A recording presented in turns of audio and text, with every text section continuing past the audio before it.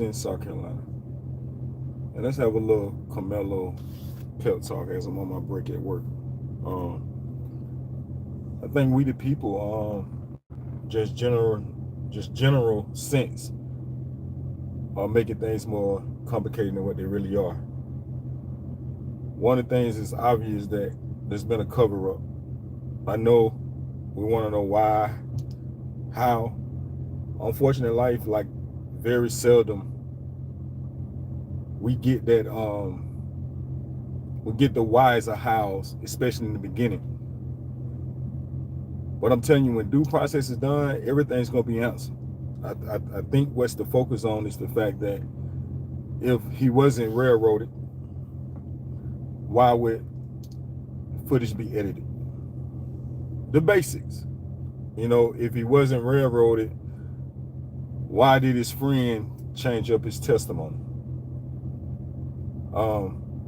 There's a reason why the edited version is put out, and the only reason, if it had a show that he was guilty, guess what? There would have been no need to edit it. It'd have been out by now. And one thing about it, this new team that he have, this dream team, what they call it, the civil rights lawyer, the big time defense lawyers from different cultures. They're gonna get down to the bottom of it. And trust and believe, because one thing about the other ethnic group of people, they're not gonna go down, especially when it come down to their pockets, to their money, to their power. So them kids that lied gonna eventually have to answer for it. They're judged, but a lot of times you don't end up getting the one that was over things that could have prevented a lot of this injustice. He's gonna throw them prosecutors under. Watch and see. He's gonna throw them under. He's gonna take no accountability for it. And he's gonna throw his hands off. So I know everybody want to know what's going on behind the tent, up under the tent, up under the canopy. Shit, I want to know what's going on up under there too. But guess what? Until we get a clear video, we're not gonna know what went on under the tent. We just not gonna know what went on under the tent. I have what I think, but the bottom line is that if you think something didn't go the way it should have went, ask yourself one question: why would they edit the video? What's up, fam? You have to ask yourself, why would they edit the video? That's it. That's all. Keep it simple. If what went on, what they say went on, why did the friends and the other students change their testimony? Appreciate it, big dog. Just keep it simple. Like I said, I'm in the boat. I want to know what happened. But we got to stop complicating things, man. We would know soon enough, because trust and believe, there was somebody out there recording, for sure, one person. Nerves bad. It is what it is. It is bad. It's a lot of things for us bad. The air is bad. I apologize to my lungs in advance, but it's a habit that I'm not proud of. However, there's a lot of more things that people do off camera that's just as bad as for you smoking. I know it does. I know it does. This air we breathe kill our lungs too, and there's bad food that they producing for us as well. But yeah, I just came to say,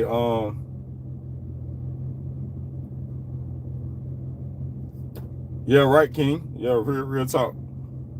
It's something I ain't proud of, but I do. Yes, I agree. One day. It ain't gonna be today though. I ain't gonna promise you that.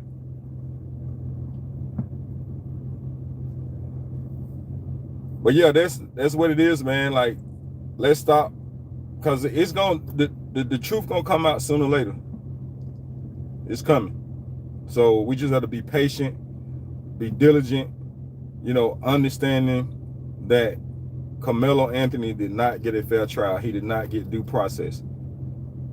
And I'm one of the ones to say that if he had a fair trial and he still got found guilty, that's a whole nother conversation. The fact that he did not get due process, he did not get a fair trial, his defense lawyers didn't do everything they could have done for him under the court of law. He deserves to have that fair trial. And at this point, it's so many lies, it makes you wonder, like, what really happened? Should he be exonerated? Yeah, I know somebody lost their life. I know. But it's a clear sign, and I think it has been proven that you should keep your hands to yourself. You're not an authority figure. What up, Chris? And if you're not an authority figure, please keep your hands to yourself. No one had a legally obligation to remove or even ask Carmelo to leave that area. He said, God sent his soul to heaven. He deserves everything he could imagine. He needs you, Lord. God bless his soul, and Lord be with you. Do you follow God? Yes, and them are some real words right there. You know, and I'm one of the ones that believe in that God has the last say so. So whatever that interaction was, whatever they looked like, but what I do know is that this kid got railroaded. He wasn't given a fair trial. And there's nobody not even looking at black and white. Let's look at right and wrong. There's people that did worse than what happened that day that still was able to get a fair trial. And you have to ask yourself, why didn't he get a fair trial? What's up, son? Kids, I ain't seen you in a while. I'm at work. I'm at work on break.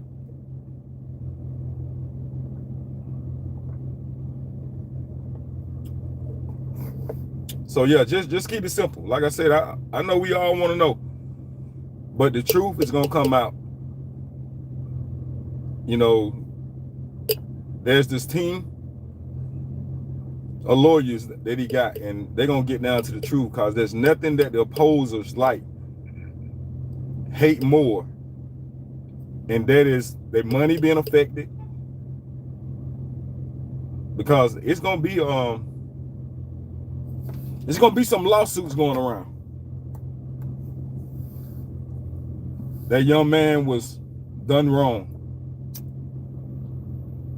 And you have to ask yourself why. It's okay to ask that, but don't put too much thought in it.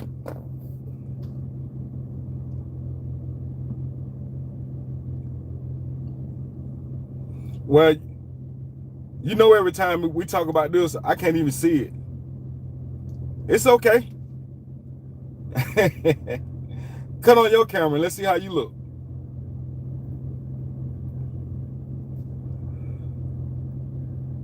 You know, when you speak the truth and you talk about the injustice in the system that we've faced for over 400 years, this is what you get. You get a whole bunch of trolls, all this. You know, hit the like button, hit the thumbs down button. You know what I'm saying? Well, the bottom line is, this young man was done wrong by the justice system that so many of us, even myself, have been done wrong by. But there comes a time where you mess with the wrong one. Oh yeah, thank you, I appreciate it. It didn't even show me what he said. It blocked it for review, so I didn't even get to see it. But I trust your judgment, son, kiss.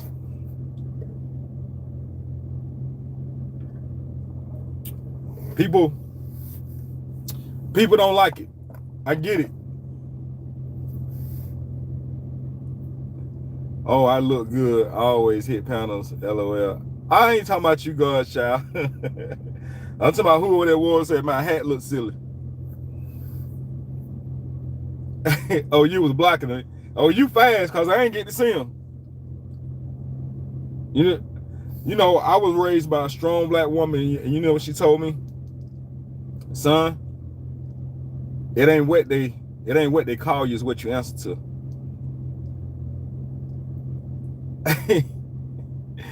It's not what they call you, is what you answer to. So that's what I want everybody to do, man. And just ask yourself that if nothing went wrong, they wouldn't put out an edited video. If nothing went wrong, them kids would not be lying. Oh, that's what's up. Well, you need to hit my panel one day then. I ain't know you hit panels.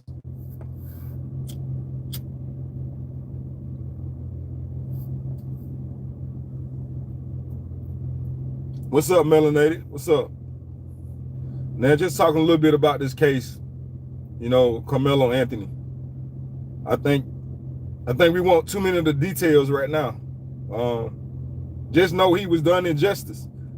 He wasn't given a due process, and it's coming. It's coming. They want to look at the loss of life, but there's a reason why that young man lost his life. Had no authority to make somebody move, tell somebody to move. I want everybody to pay attention to this. They said that he was axed 15 times, right? Which means they had 15 times to leave him alone. They had 15 times to go get authority figure.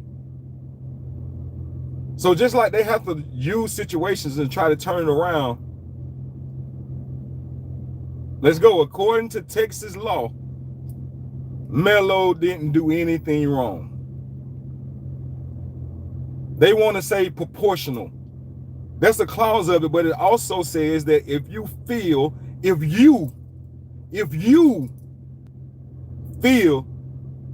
you are in death and or great bodily harm, you are allowed to do whatever you feel is necessary. It's the law. Okay, you say I hit DG panel all the time. I tried to come over there last week. They threw me a birthday party. Okay, that's what's up. That's what's up. This is a prime example of them feeling like they are in charge. Exactly. And it's wrong. And people say don't make it about color. Well, when something go wrong, you look around and you see the difference.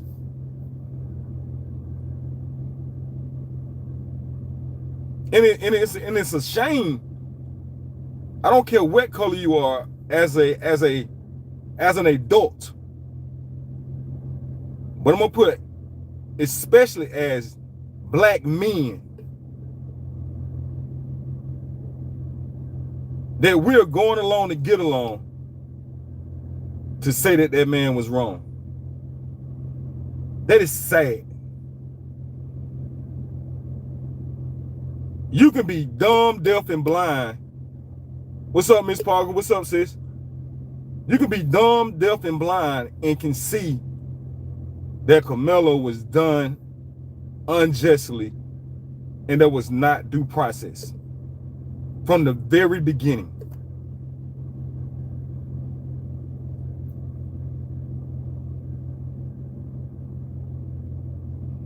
Oh, you sent me, I sent you a message to come to my birthday party over there. I didn't get it. I didn't get it.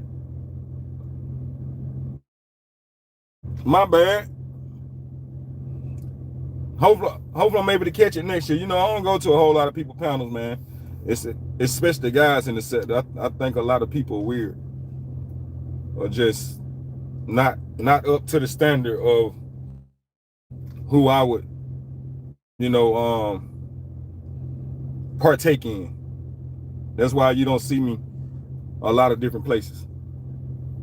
I'm just built different. I don't feel the need to sit around people that serves no purpose. Not saying him in general, but I'm explaining to you why you don't see me places. I just can't do it. Morals, principles, and values with me is first. And unfortunately, it's not a lot of that in this space, so I stay in my little bubble. But I didn't get it. But happy belated birthday for Shit Show. Many blessings, many more to come.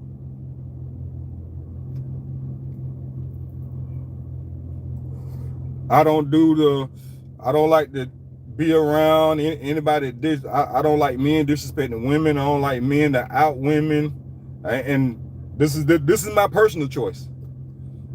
I don't do it. Yeah. Scorpio, that's the Scorpio in me. I don't do it, man. When it come down to dragging women, exposing women, all that, I can't. It's not me. It's not me. And I don't apologize for that.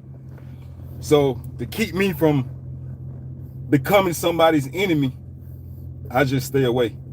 Because I'm going to speak up. I'm going to tell you I don't like it.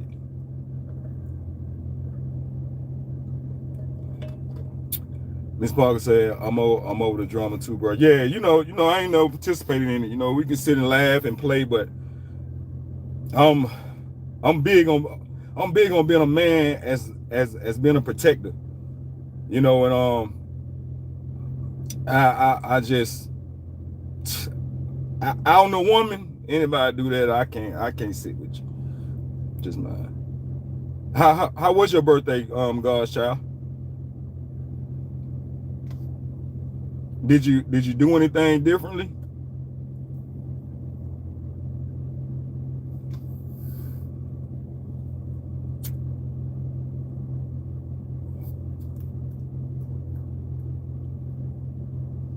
Yeah, so like I said, you just gotta, you know, sit back. Carmelo got a good team, and believe me, that them team of lawyers, they're already seen everything they need. Gina, what is that? Listen, I'm glad you've been behaving yourself. I'm proud of you. I am proud of you. And I'm telling you now, I am proud of you. You didn't celebrate? Oh, man. Yeah, it does mean you're getting older. I'm going to stand your ground, Scorpio. Don't send for me. Might show up and show out, right? Yeah, but I'm proud of you, Gina. For real. I'm proud of you, man.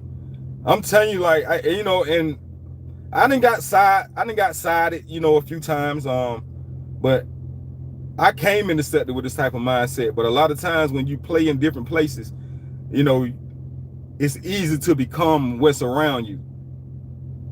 And I ended up, you know, getting caught up in, you know, a few little things, and I had to shake back.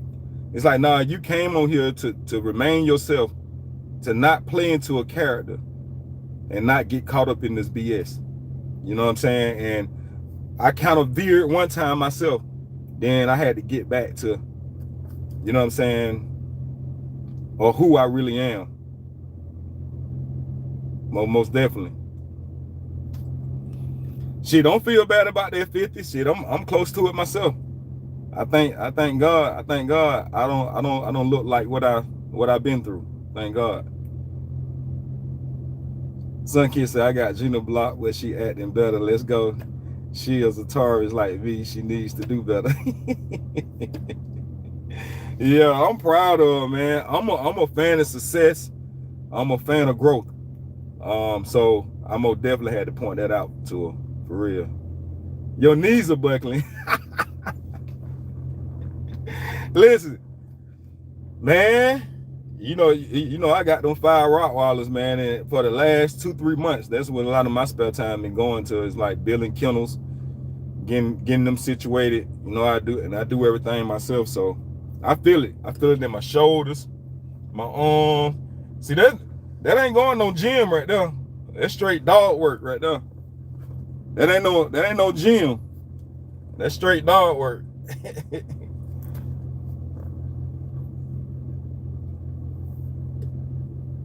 I'm setting up my live right now. Son Kids, you be going live?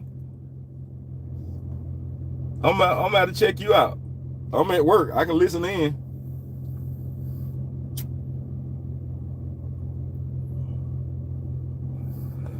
Yeah, but everybody be patient, man, and understand, like, Camelo could be your son. He could be your nephew. You know, he could be your little brother. And a lot of people say what he should have done. The bottom line is them kids had no business telling him to do nothing. Bro, you always be looking handsome. They must don't know you are OG for real. Be seeing y'all videos, right? Facts. Thank you, I appreciate that. I be at work stuck. When I bend down, they think I'm driving like it's hot, and I'm trying, help me the fuck up. Oh, you going live on Miss Parker? Let's go. Let's go. You haven't went live in like 2 years. You need to get right, man. You got a good you got a good voice, man. You should go live more. What's up, big dog? What's up, big homie? Full bull. What's up, big dog?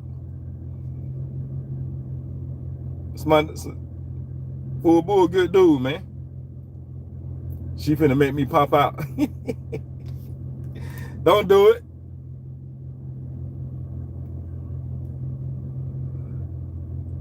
Jen, I'll be up there for a meet and greet in March from the 24th through the 28th.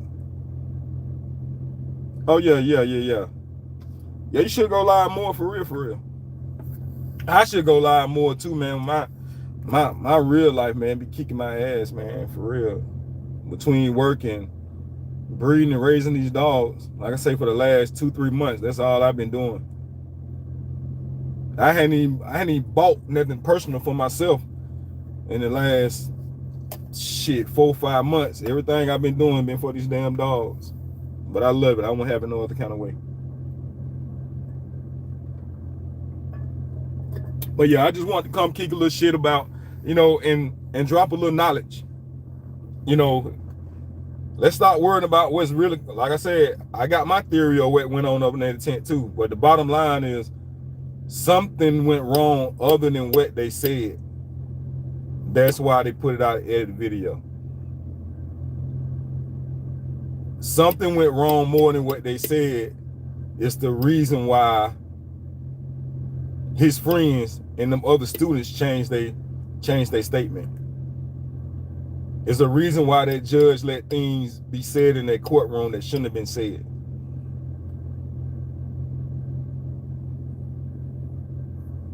Yeah, I appreciate it. That's honestly, Godchild, that's how I got most of my subscribers. Honestly, it's through shorts. I think I'm at like 1,100 now, and I think my last 700 or 800 subscribers came from just grinding off shorts. It's people that don't know, people that probably never see a live or anything like that. But that's how I got my subscriber count up.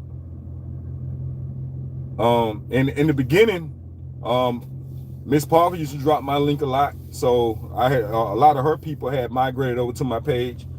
Up until like my first maybe 600 to 700 people.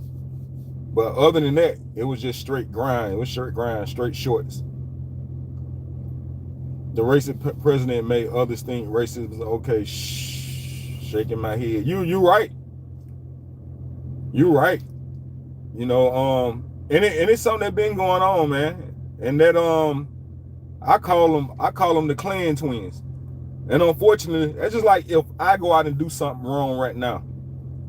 If I go try to break into a white person's house, if I try to rob a white person, y'all gonna look at me and say, well, I have always been up there, but I refuse to drop my link. Let's go, melanated. That's always, I've been posting the shorts and I drop. Like, 3 cents May. Oh, you need to do better. But like, if I am killed in the commission of doing a crime, they're gonna say, oh, he was wrong. He deserved to die. What's the difference of what happened to Austin? He was wrong. He was wrong, and he fucked around and found out. That is not us being insensitive. It happened to our people all the time. You got killed in the commission of a crime, and them people going about their business. They get labeled as heroes.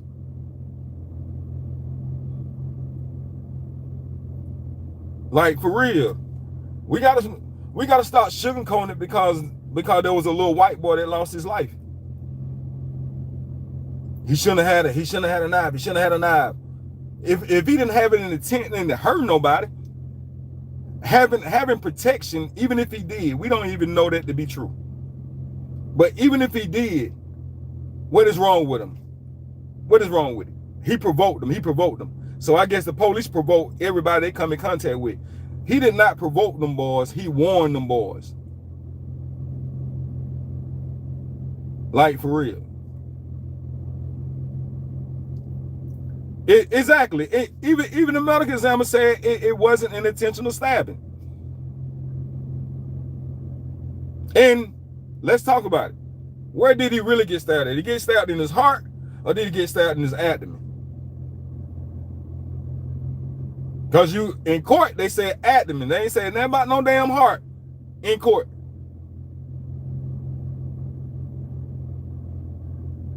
So which one was it? So did he get stabbed 2 different times? I'm going to tell you what I personally think. I don't think he died from damn stab wound. I think he died from, what you call it? I want to say it right. Well, I'm going to put it like this. I think he died from either a heart complication, because big, large athletes have it, and he's one of them, and or he died from utilizing drugs, allegedly.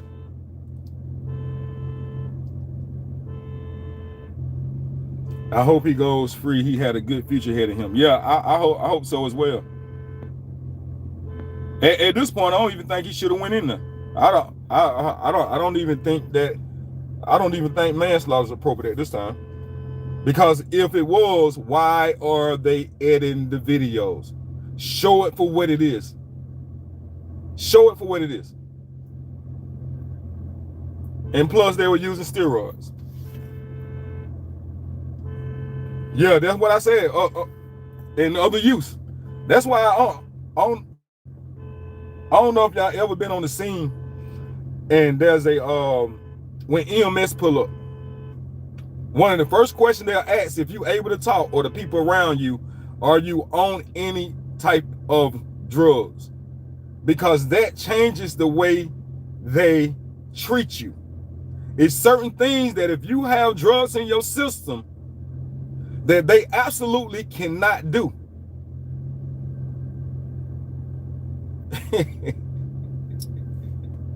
I'm telling you, man. I'm telling you, cardiac arrest, that's the word I was looking for. That's what I'm going with, and that's what I'm sticking with. Ain't nobody gonna change my mind. I don't know if it's cardiac arrest because of underlying health issues or drug use. Yes, plus the adrenaline. Yes. I'm gonna tell y'all, I had a homeboy that actually died at 26 years old. And he died in his sleep. This was like 2007. So it's been a while. Gain Adams had got, I think, $30-40 million deal, 16 million up front. I know him personally. Big gentle giant. We all thought that maybe his fiance at the time, his baby mama, killed him for money. Because he played for the NFL, so he's healthy, right? He's healthy. There's no way a person that plays in the NFL just goes to sleep and don't wake up. So we're looking for this mystery. But come to find out that large athletes, and like I said on my live a few mornings ago, they actually have these irregular heartbeats, and doctors will write it out, especially if you're good. Your doctors will write it off and saying that it's like that just because you work out. Big athletes have issues with hearts a lot of times. And while a lot of people, there's a lot of people that can play football all their life, but they cannot play at the NFL level because of their pre-existing heart conditions.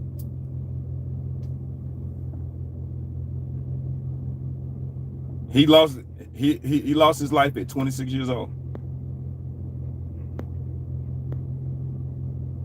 Yep. So that's another thing that people are not looking at. So I even think, like I said, I even think it was one or the other. And then who was that pointed out on my live? Kenya had pointed out on live that on one of the calls they were saying something about the man had his hand inside of his chest cavity, but he got stabbed in the abdomen. Then on one of the 911 calls, you can hear one of the guys say Austin tried to make a move. Then on that same 911 call, when he telling them that he got stabbed in the chest, you can hear people in the background saying, no. Like, no, nigga, you supposed to say abdomen. So did he get stabbed more than once? Yeah, I've seen the video. And it's a whole lot. I was one of the ones that when it first came out, I'm like, Carmelo out the tent. They still up under the tent fighting. He gone. I did a live on it, son, kid. He's gone. They still down there fighting. Then that's when you see the dude that walked down. So obviously he's recording. So he's not recording Carmelo running off. He's still filming the fucking the Clan twins and they posse. Yeah, it's yeah. I played it. I been knew that video was edited. And once again, common sense, not so much of being a wide person, but common sense would say, if it was so cut and dry, why they edit the damn videos? Why? I know why. Because they telling damn lies. They telling lies, but these civil rights lawyers gonna get in their motherfucking ass.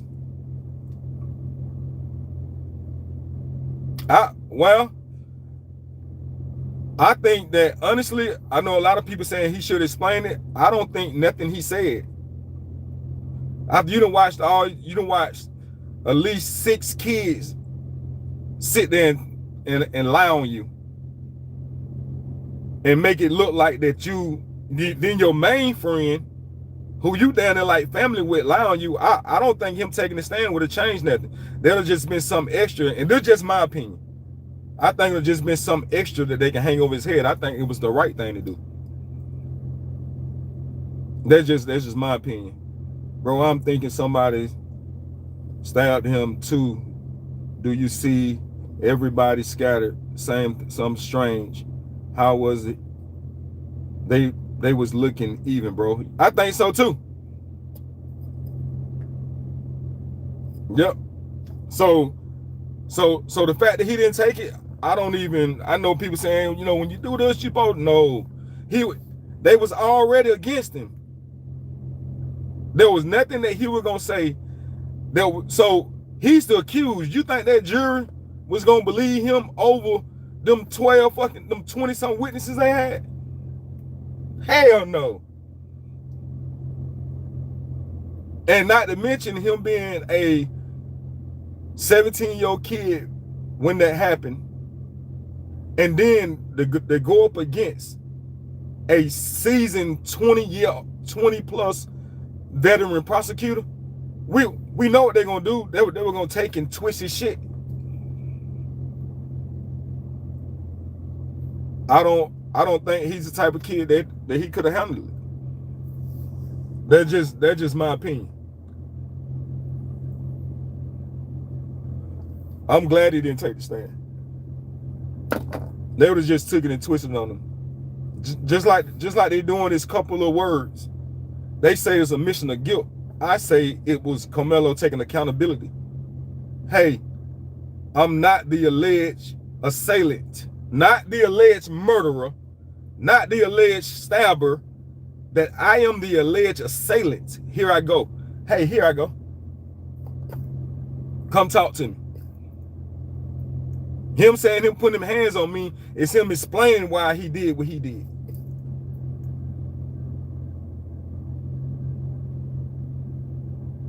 Yeah, it was already set up.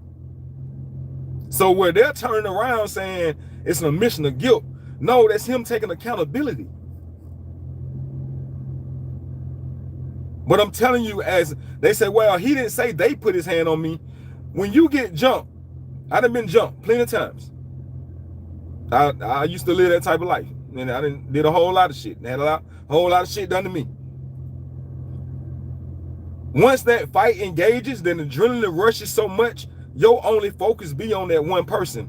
And there's a lot of times people have to come back and tell you, hey, but you know, such and such put their hands on you too. You be like, really? They be like, hell yeah, well, that's why I had to jump into it. That's why I was on them. So initially, even if there was more than one person put his hand on, his adrenaline could have been so fast, or the fact that maybe the others attempted to and didn't. Like I said, I don't get into the fact of what happened under the tent. All I know that they're hiding what happened under the tent.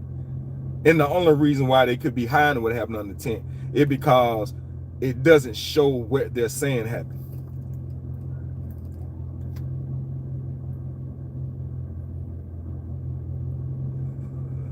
Yep, he was trying to go out like the 4th of July. And let's be honest, you killed one of theirs, it's an outrage. You're supposed to be innocent until proven guilty. He was never given just due process. That's it, that's all. He wasn't. They wanted a life for a life. I knew when they didn't give him 99 years that he only got 35, and I say only, not to say everybody is the wrong time, but they knew what they was doing was wrong. They tried to minimize it. They tried to minimize it. But what I would like though, because them kids are gonna have a hard time in life, because this burden gonna carry them. They got a long way to live with this burden on them. Them jurors, someone needs to come out and speak about what really the fuck happened. Exactly. Who goes to court on somebody they trying to railroad? And who gets found guilty, time given, and then shipped off to the Department of Corrections right away within 24 hours? Nobody. There was no it's called pre-sentencing. None of that. They knew that if he sat in the county, he could have got out on bond because he did an appeal. He could have did a appellate bond. So they wanted to go in and get him in the system. See, it's harder to get him out of the corrections on appellate bond than it was if he was still sitting in the county. They think we slow. Real nasty work. And then I hear all these content creators thinking this shit for a joke, man. This shit ain't no joke, man. This is a young, bright kids. And what they're also mad about is the fact that normally they be able to say the young black boy came from a broken home. His daddy wasn't there, his mom on drugs. But Carmelo was the total opposite. And they hated that. So they had to come up with all this other kind of propaganda. Come on, man. Carmelo Anthony was the model kid that was excelling to greatness. 17-year-old holding 2 jobs. The oldest of the kids. Was brave and courageous. Had saved a life a few years before that.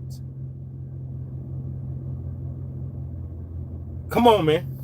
Captain on both track and football.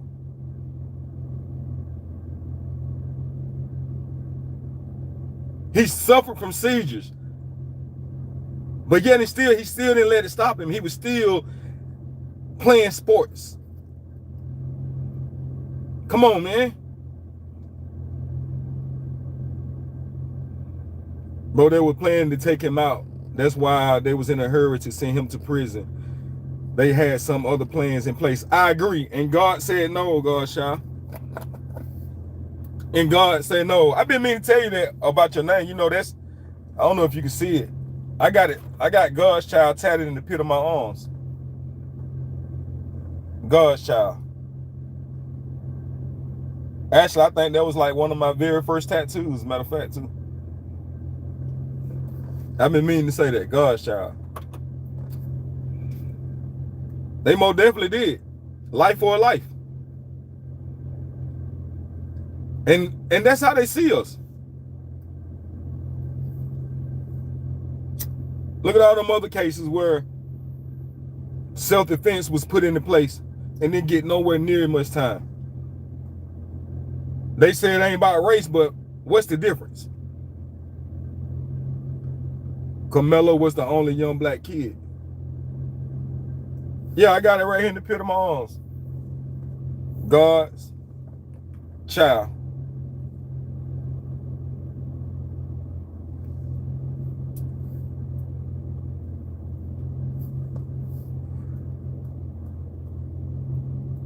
They done him wrong, man. They done him wrong. They done him wrong. And even down here in South Carolina, you know, the child thing that happened. You know, I can be mad in my feelings personally, but at the end of the day, the defense just won that case for him. The defense was better than the prosecution. He got him a fair trial. If y'all can give Rick Chow a fair trial, why in the hell Carmelo Anthony couldn't get a fair trial? Because y'all knew he would have walked just like Rick Chow. He would have walked with a fair trial.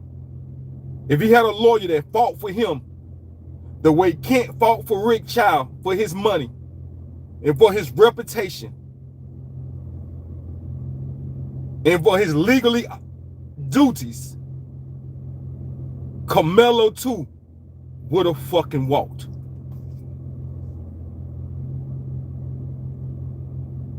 They was hoping nobody would care, and it was over out the trial. There you go.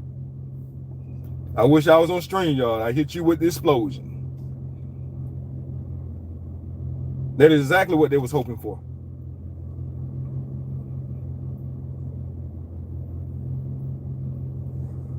God said no. Not today, not my child. We ain't going. We're not going.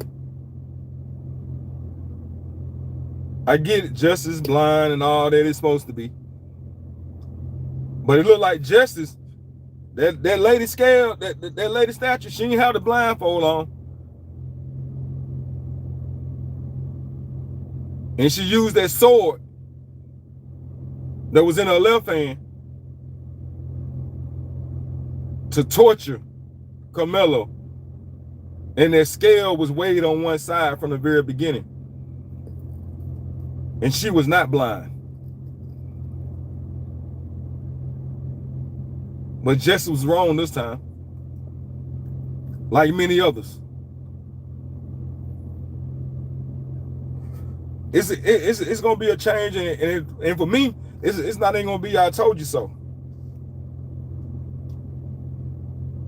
And we still got a long way to go. But we'll take them, we'll take the wins as they come.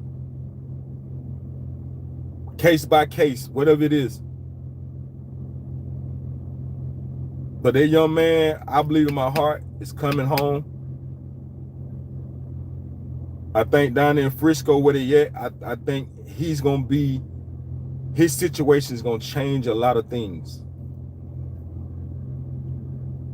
I don't support nobody losing their life. I really don't. But even what I don't stand by even more is somebody allowing themselves to be bullied and or hurt and or worse. We have a right to defend ourselves. And if you don't want to put us in them situations, don't fuck with us.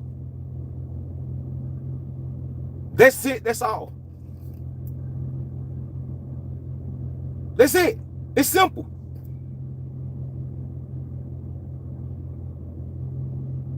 They did not have the right to ask and or put their hands on him.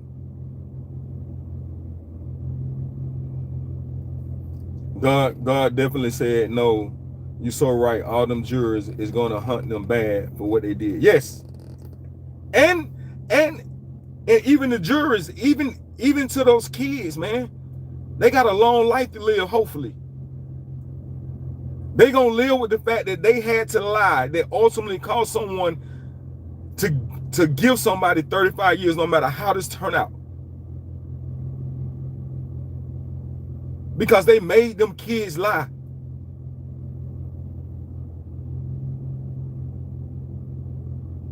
I am happy he's being protected where he's at. Yeah. He's gonna be protected. They wanted us to believe how the prison system works, that Man, listen, man. White boys don't run the prison system, man. Their section is respected.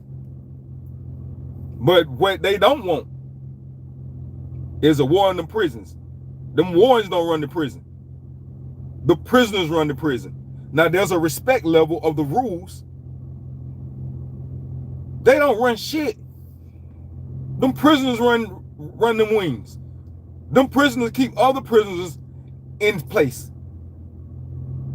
Man, y'all better ask somebody.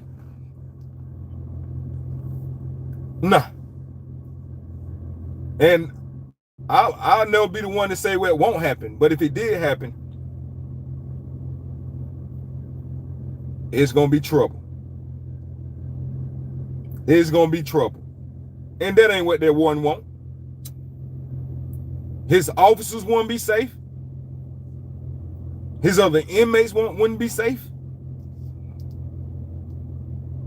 Trust and believe.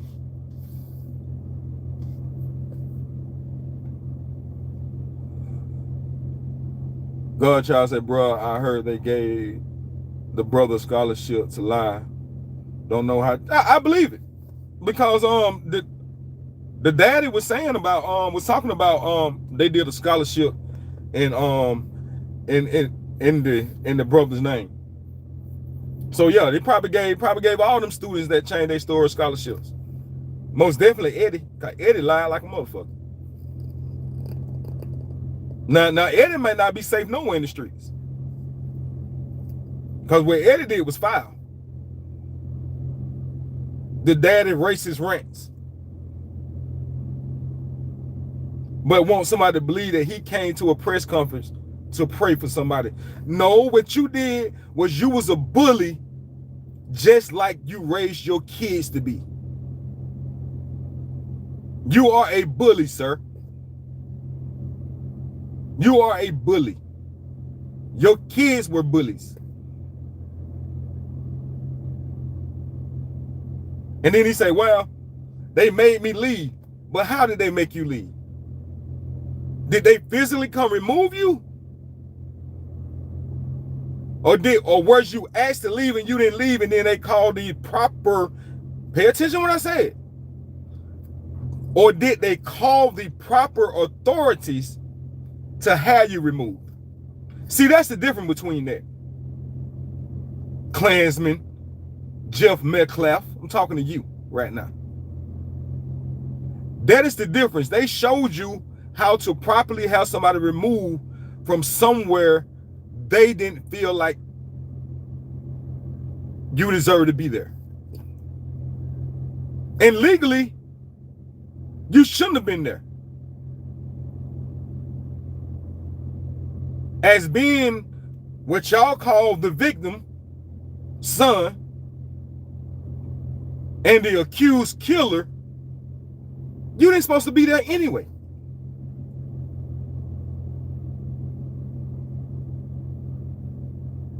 But let's pay attention of the difference. The difference is they had the proper authorities removed. They didn't do it on their own. There's the difference. Them the details of it all.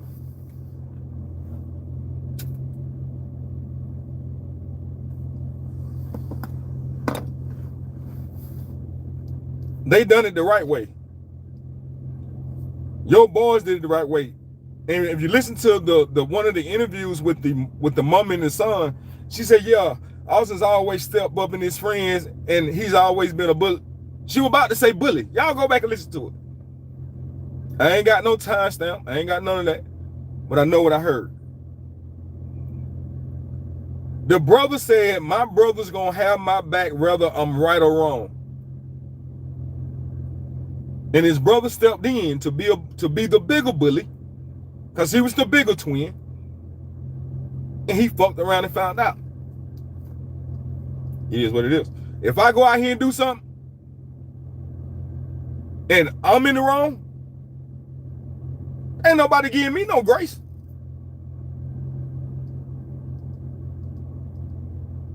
He know what I know. He better keep his mouth closed, because these YNs is crazy out here.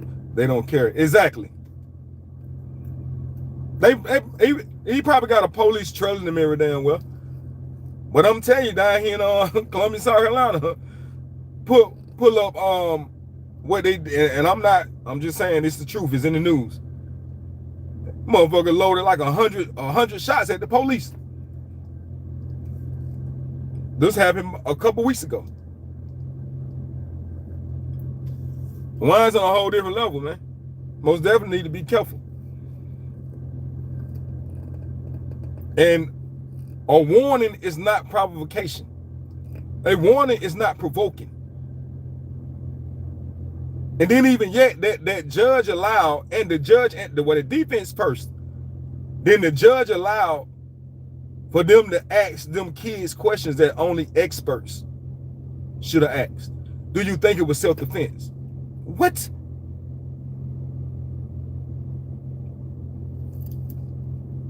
Son, kids, you don't want to know what I would have done. Mine's on record. I said that on my live too. I'm gonna give you old boy got kicked out of school at the age of 14 years old because I got caught with a gun. So if that don't answer anything, at 14 years old, I saw my best friend get shot in front of me at 13 years old. And the only reason why the bullet hit him instead of me was because he ran in front of me, not because he was trying to save my life, but because he was scared and I stood still in shock. That bullet hit him in one side, came out the other side, went through his arm, and came all the way through his arm. So I promised myself, even though I ended up getting shot in 2017, which is a whole nother story, I promised myself that if I was able to shoot back, because that traumatized me at the age of 13 years old. So after that incident from 13 years old, I was 14 years old. I got caught with a gun in school. I got expelled from school. And they sent my black ass to DJJ for fucking 3.5 years.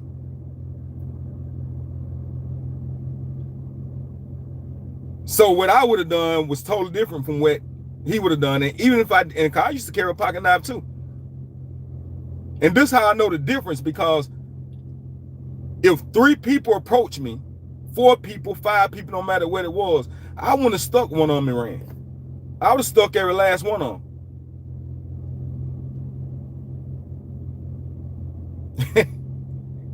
That's the difference. And no, I wouldn't have left. You don't have no right to tell me to leave. I wish the fuck I would.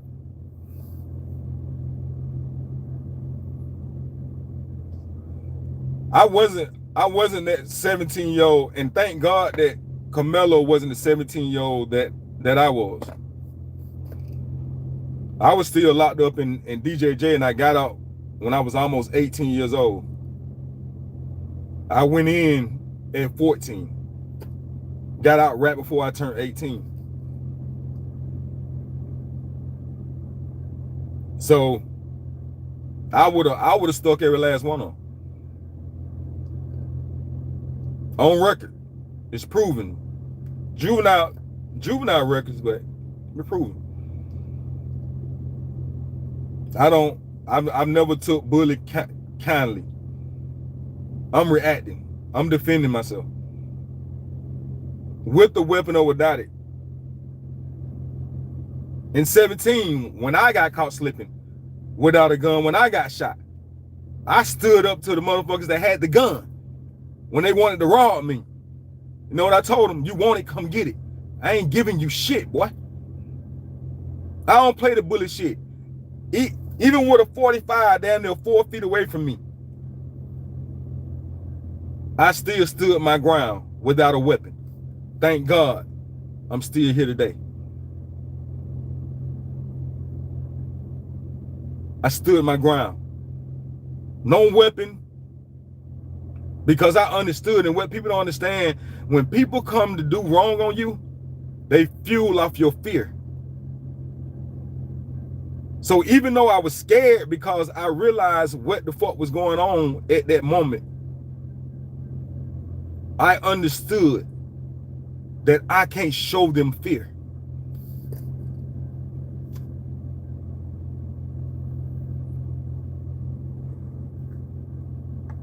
And I tell myself, even to this day, this happened in 2017. Even until this day, I know that's what saved my life. Because they wasn't prepared for me to stand up for myself at that moment. And if I'd have gave them what they wanted, they was gonna shoot me anyway. So I stood up to them. And I'm here today to talk about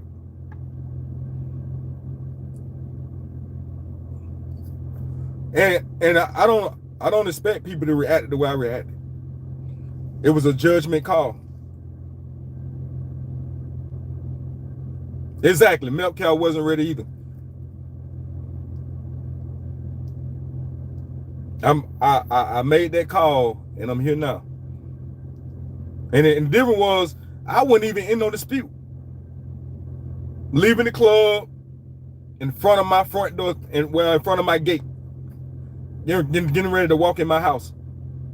There was no argument, no dispute, no nothing.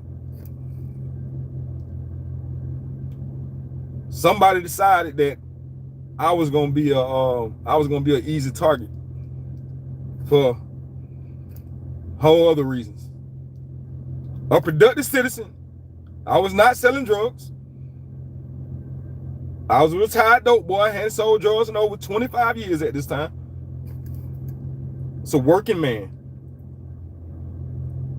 with a career. And somebody tried to take something from me, and I stood my ground. I ain't getting you shit, boy. Come get it. I got a story why this is why they needed us on the jury. Exactly. And that's why they didn't. But I got a case just like that. The white guy didn't die. And I carry this charge to this day. Assault and battery with a high aggravated nature. With these right here. No gun involved. Assault and battery with a high aggravated nature because a white man hit me first. 18 years old, 18, 19, I was one of the two.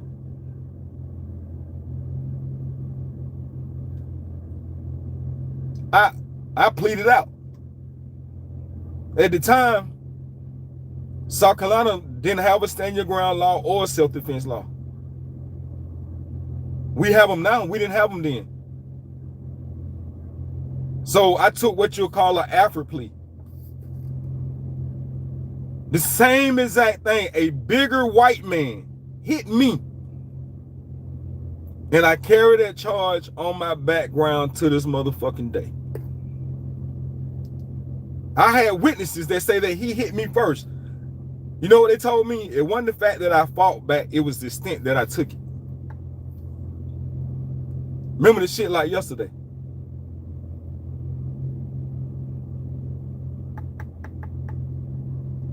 I went wrong for defending myself, and the Alfred plea was that I felt like I was innocent, but if taken to a jury trial, I could be found guilty. And it had supposed to have been under the North Carolina Act, because at the time North Carolina had a self-defense law. Me being young, didn't know no better. Oh, I ain't gonna go to jail for it. Oh yeah, I plead. I'm thinking that it's gonna read assault and battery, high aggravated nature, and all the other clauses that they told me about. That's not on my background. What's on my background is assault and battery, high aggravated nature.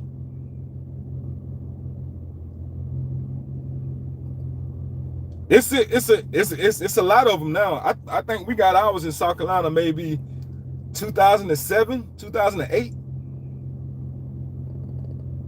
But Texas is actually one of them that have you stand your ground. We didn't even have a self-defense in South Carolina at the time this happened. And their excuse was that it wasn't the fact that I fought back, because they know that I didn't start it. They knew that I was assaulted first, but it was the extent that I took it, because he had to be hospitalized. How I was raised, how I was brought up, that you fight until you can't fight no motherfucking more. Because that person could very well have a weapon and get up and use it on you. So I fight to dismount. At 13 years old, these little motherfuckers right here. I had my mom on my line one night and she told a story to where the way I fight, that she was gonna have to register my hands. I fight to neutralize. I don't know any kind of way. That's why I thank God for change.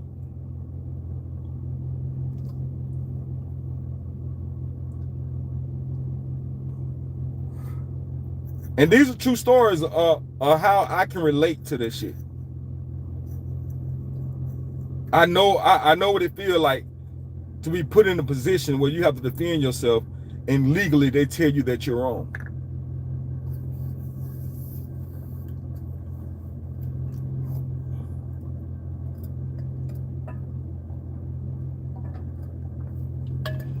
I stand with Camilo. That's why it's crazy, because Texas definitely stands on that principle, aka law. Exactly. I got railroaded like a motherfucker myself. But no jail time? Okay, I plead out. Son Kid said they don't fight no more and probably never will, because that pride and ego is strong, and they would rather kill than face embarrassment from getting beat. That is very true, Son Kids. But then another side of it too, people are afraid. Some people are afraid to fight because they don't know what the other person gonna do. So they're like, I'm gonna shoot you first. It's culturally we fucked up. I work around a lot of what they consider YNs. And it's they have no conflict resolution. There's always anger, you know what I'm saying? And I fear to even get into it with what they consider a YN. Because I am a double OG, damn near triple OG. And I done laid my work down. I done did some of the shit that they just not doing. And I promise you, I'm not letting them want them take me out.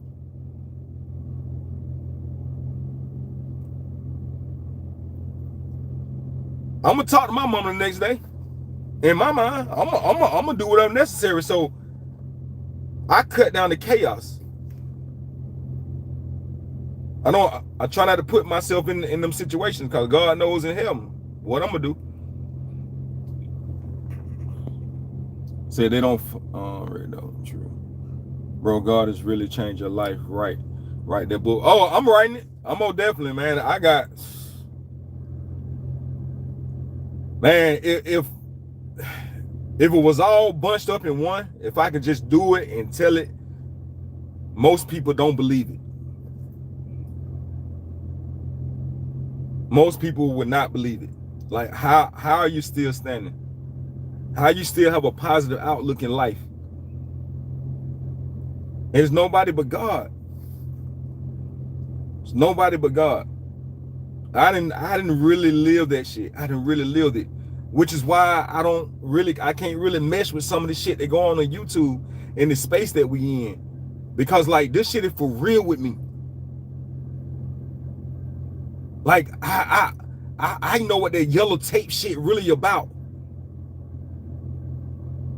I know what it's really like to have real ops where it's on site.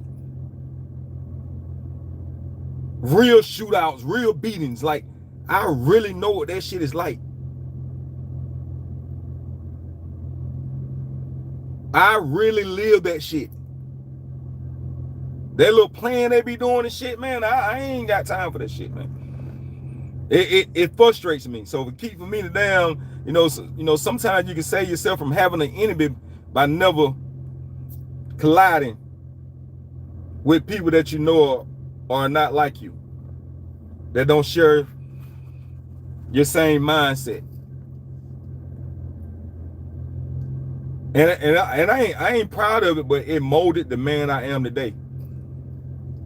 I wouldn't be who I am today if I hadn't overcame the obstacles that some of them I put in front of myself. Some of them I did. I had a choice. No, my upbringing wasn't the best, but I still had a choice. My mama warned me about the bad friends. My mama told me how important it was to do the right thing. I was a teenager.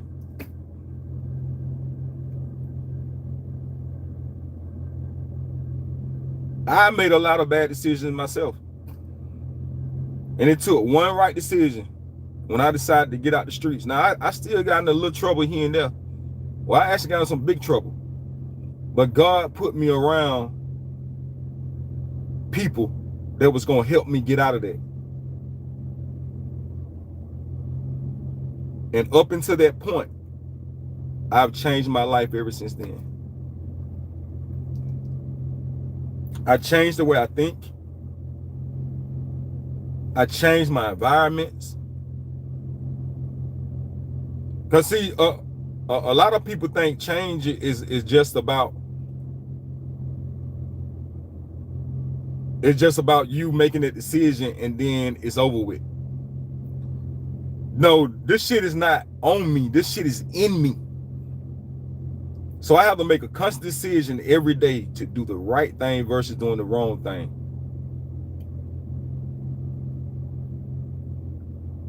It is never a day that old boy don't forget who he really is to the core.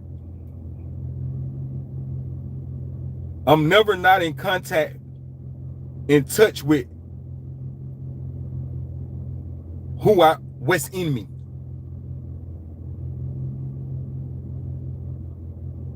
Some kids said only the mature can do that, as opposed to age. As opposed to age. I agree. It takes a lot. It takes a lot. But I make a conscious decision, and it's rough. This shit come with nightmares. I just had one. Well, you know, I work overnight. So today, well, yesterday now, it's after 12 o'clock. I think it is. That shit never leaves me. That trauma never leaves me. That is something they say, and people like to say that that time heal our wounds. No, the fuck it don't. You learn to live with that trauma. You learn to live with the wounds. Them wounds is not on me. They're in me. I still have nightmares. Just had one.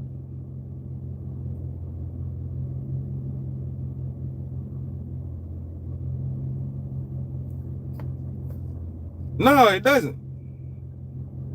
They got old and young dummies. Yep. Time, and I'm here telling you for facts.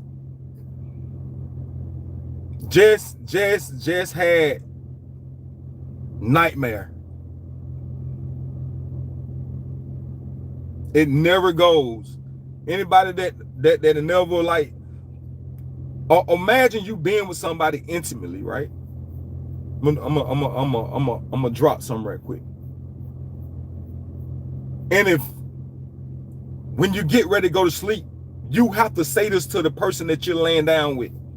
Hey, if I'm up and moving, if I'm tossing my sleep, don't touch me. Let it work out. No matter what I say in my dream, nightmare/nightmare. You gotta let me. You can't bother me. Because if you do, there's no telling what's gonna happen to you. This is a conversation that I have to have, that I've had to have.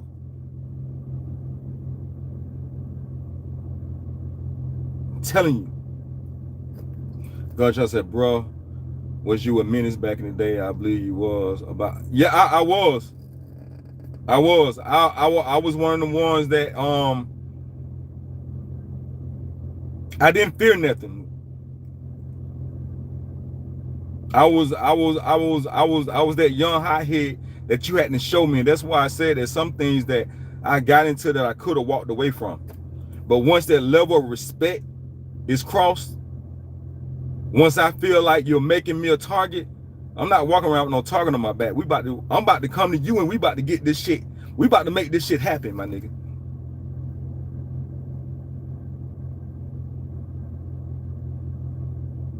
I was that. And people don't understand why I relate to Mo3 so much. Why I love him so much. Why I connect with him so much. It was because I was just like that little nigga. I did not give a fuck. I went where I wanted to go. I did what I wanted to do. When nobody gonna tell me what?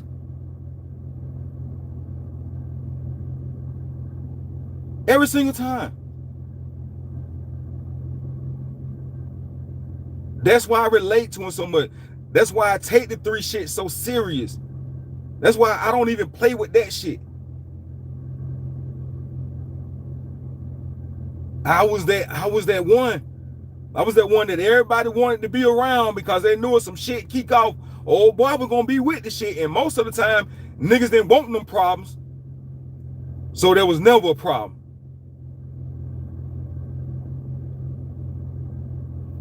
I'm not proud of it, but it's a part of my story. But that's who I used to be. But at the end of the day, that's who I still am. I just make better decisions. Communication is everything. At least you tell them. sun kiss, I have to, cause I didn't pop a couple motherfuckers in the mouth. I just couldn't. I had to wake you up. Well, you got there. You better have a strong duck game.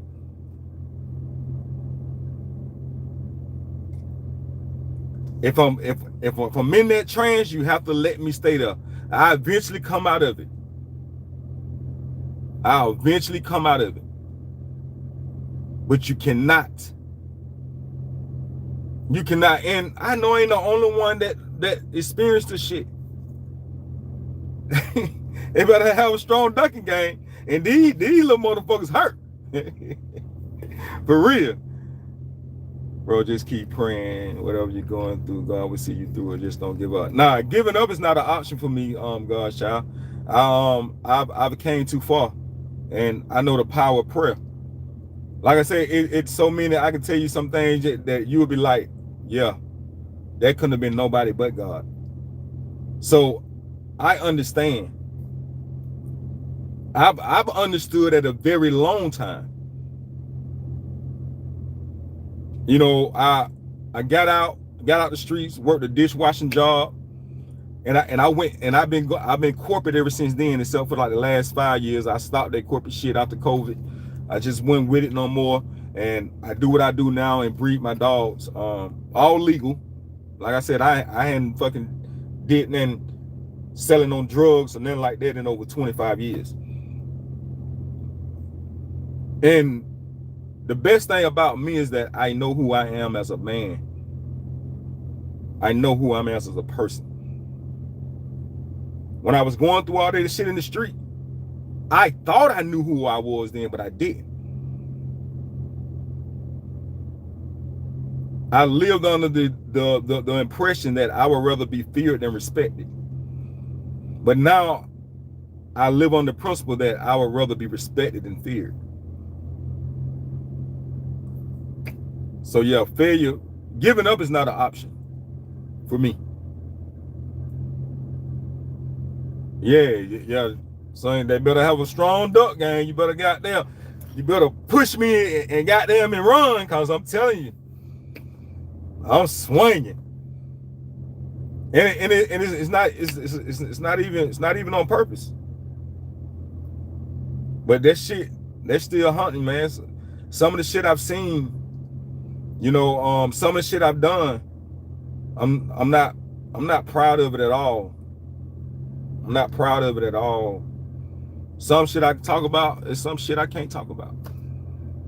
You know what I'm saying? And that's just my truth. It's my truth. That's my truth, man. So like I said, I can relate. Yeah, I can relate. All the shit, all the injustice, the street shit, you know, the violence, you know, the quote unquote real nigga. Man, I'm a real man. Ain't nothing about me about being a real nigga. I'm a real man. Principles, morals, and values. Don't let nobody tell your story for you. Can't nobody tell my story but me. I lived it. Like I used to wake up mad. What up? I always had a chip on my shoulder. Man, there ain't no way to live. There ain't no way to live. You know, not shitting on the way I came up because my circumstances wasn't what Carmelo's circumstances was. Sometimes I wish that I had the opportunities that he had. Mine was totally different. And thankful to them kids. Them kids need to be thankful that Carmelo wasn't a child, wasn't a teenager like I was. Them other parents that told school, their whole city, their whole state need to be happy. Because there would have been more bodies or more injuries if there had been me. Because I'm getting every last one of y'all motherfuckers. You came with them, you leaving with them.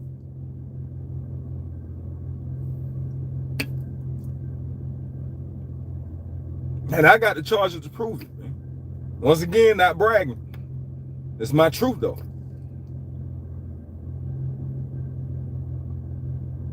I grew up in an environment where I had to fight. I grew up in an environment, I ain't gonna say I had to shoot, but I chose to shoot.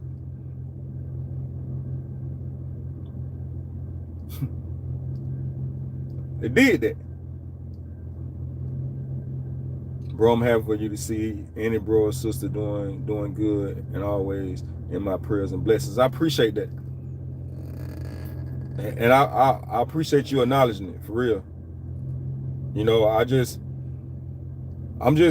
one of the ones, man, and I thank God all the time that I was able to put my shit back on track. Cause there's a lot of people didn't get that chance. I was able to get that chance, and when I got that chance, I took it, I seized it, and I ran with it.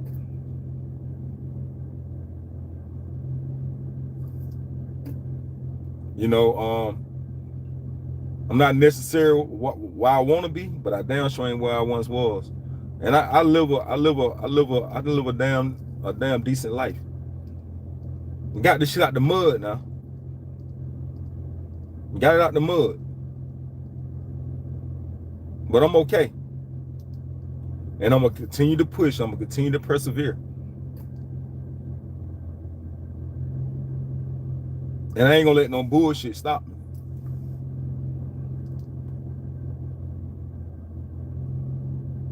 So I say that and I mean it. Like, they need to be thankful, man. That Camelo, that shit could have went a hell of a lot worse. And I'm not demeaning or negating that somebody lost their life, but also I have to be a realist and understand what had to transpire for Austin to lose his life. It's a lesson. There's many lessons in this on both sides. One of them is keep your hands to yourself. That's the first one. Something go wrong, you go get an authority figure. You don't put yourself in that situation. And one of the other greater ones on the other side was, if you ever get into any situation with the police, if you're underage, call my parents. If you're not, call my lawyer. I'm not speaking about anything right now, because they're gonna use it against you.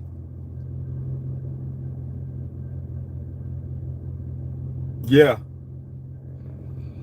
she is, man. She was on my live. I called her and I was on some bullshit one day. I had to drag a motherfucker for playing with me, and that's the first time and the only time I ever done that shit on here, and I'm never doing it again. But there was people in the chat that got them, you know, hear my mama, you know, tell a little bit about how it was raising me. I'm the oldest of three. So yeah, she's very proud of me. She's very proud of me. Them facts. Through it all, she is. And I'm proud that she's proud. Because honestly, one of the reasons why I changed my life is because I didn't want my mama to have to bury me.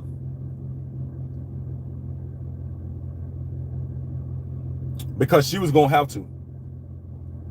Cause see, I was so fucked up in the head at one point in time, jail wasn't an option for me. That's how bad I was. I wouldn't, hell nah, y'all take me out. That's how fucked up in the head I was. Because I understood at an early age how people that's supposed to love you and your friends and the people that's supposed to look out for you don't when you're free. So what the fuck they gonna do when you locked up? Like my mentality was I wanted to die in the streets. Anything else wasn't good enough for me. That's how fucked up I was in the head.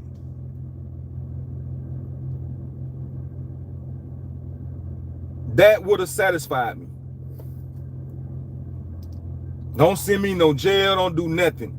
Take me out this motherfucker. That was my mentality. My mom used to tell me, son, what's wrong with you? You got a death wish? I did. I had a death wish. I'll tell you about a few situations where I tried to. Yeah, I was provoking the motherfucker to take me out. I was tired, man. I felt like the little money I had, the women, the little cars, the little street shit. I thought that was life. I felt like that was all it was to life. Take me out, I don't give a fuck. Boy, how I was wrong. I look back now, it's like all the shit I've attained, the things I've done, my accolades, my accomplishments. I look back and say, boy, you was a dumb motherfucker, boy. You would have missed out on all this.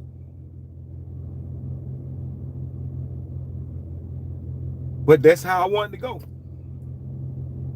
I believe in two things in the streets. I believe that you live by it, you die by it. And I also believe in the good die young. Them were my principles.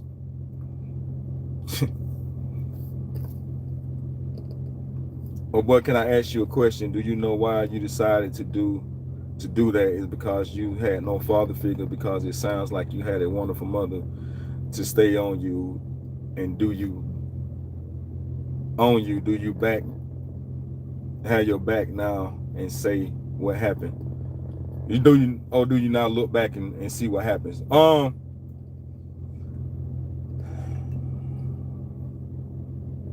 That's a good one.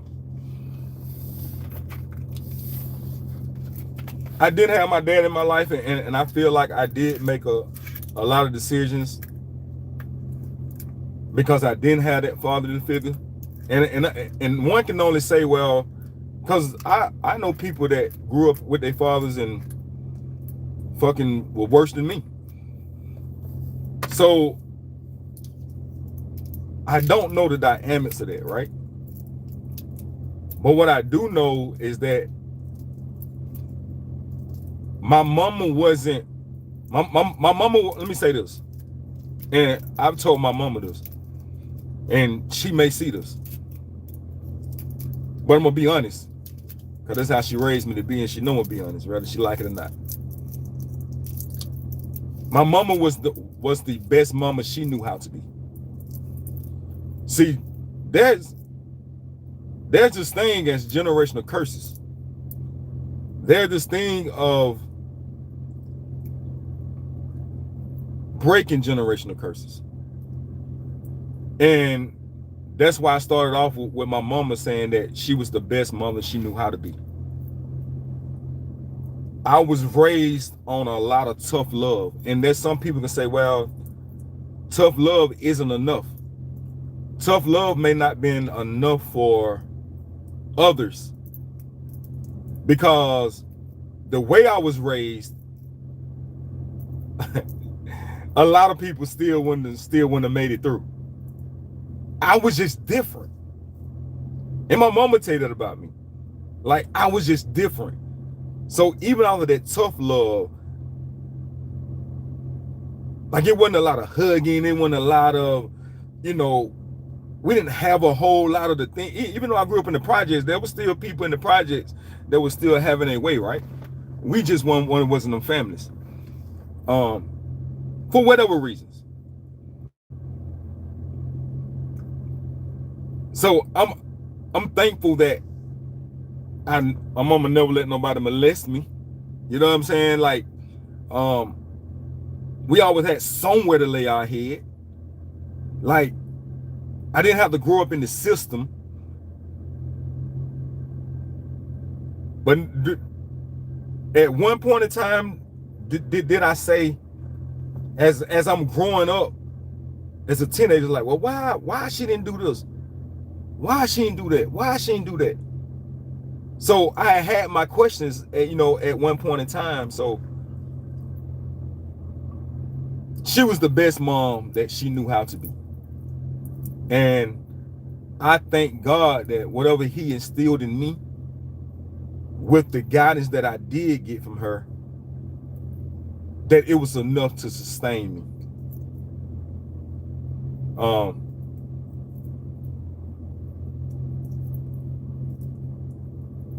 My daddy, we talk now, you know what I'm saying? It is what it is. I know who my daddy's know his son is, we talk from time to time. I go visit him and shit like that. And for a long time, I hear resentment on my daddy, because I feel like he chose to go off in the military and career and to leave and not worry about it because he was running from his troubles. And he saw me as, and he may see this too, but it is what it is, right? I'm honest. It's just who it is. Both my parents know this about me. That he chose the easy way out. And there was him to go on and live his life and do whatever he had to do, what was best for him, besides what was best for his son, because he was very capable of being in my life. Even though he was in the military, he had all the capabilities of doing what he needed to do to be there for his son. But he chose himself over his son. I resented him for a very long time for that. Went and talked to him. Matter of fact, Father's Day is past. Like, I used to tell my mom a happy Father's Day, and didn't even acknowledge him.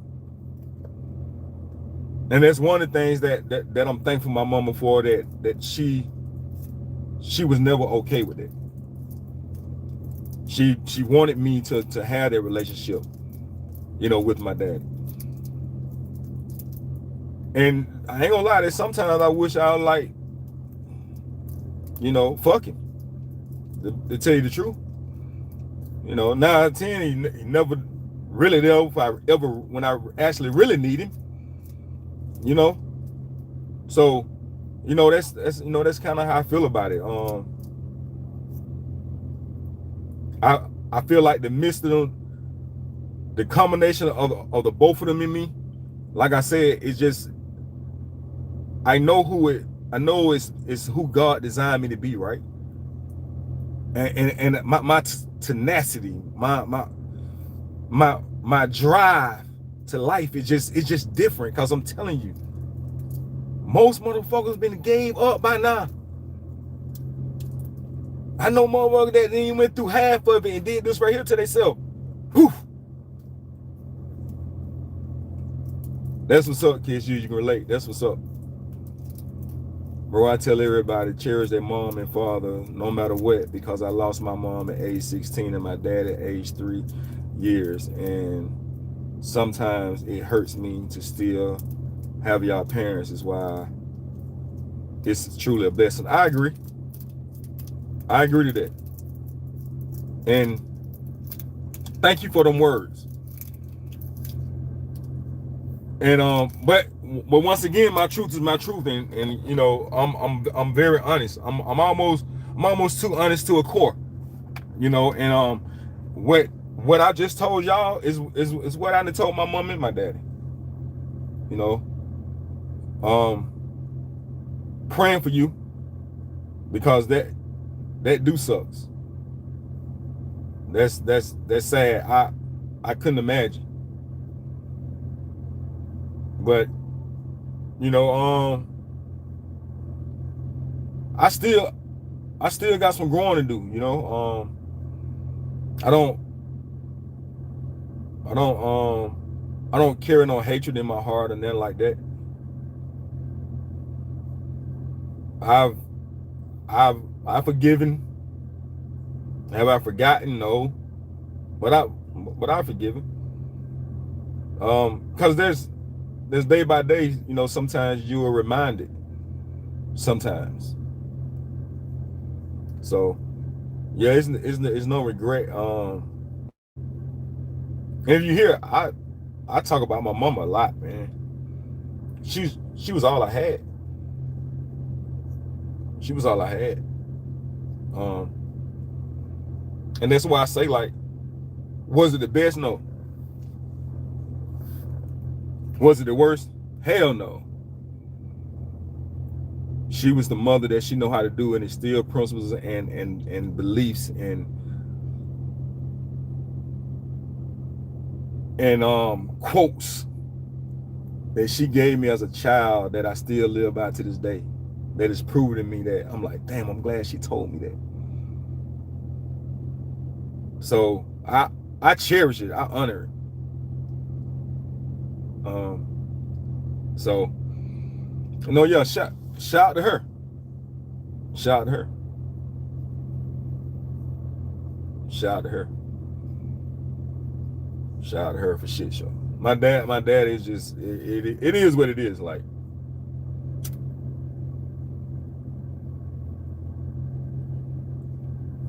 it is what it is.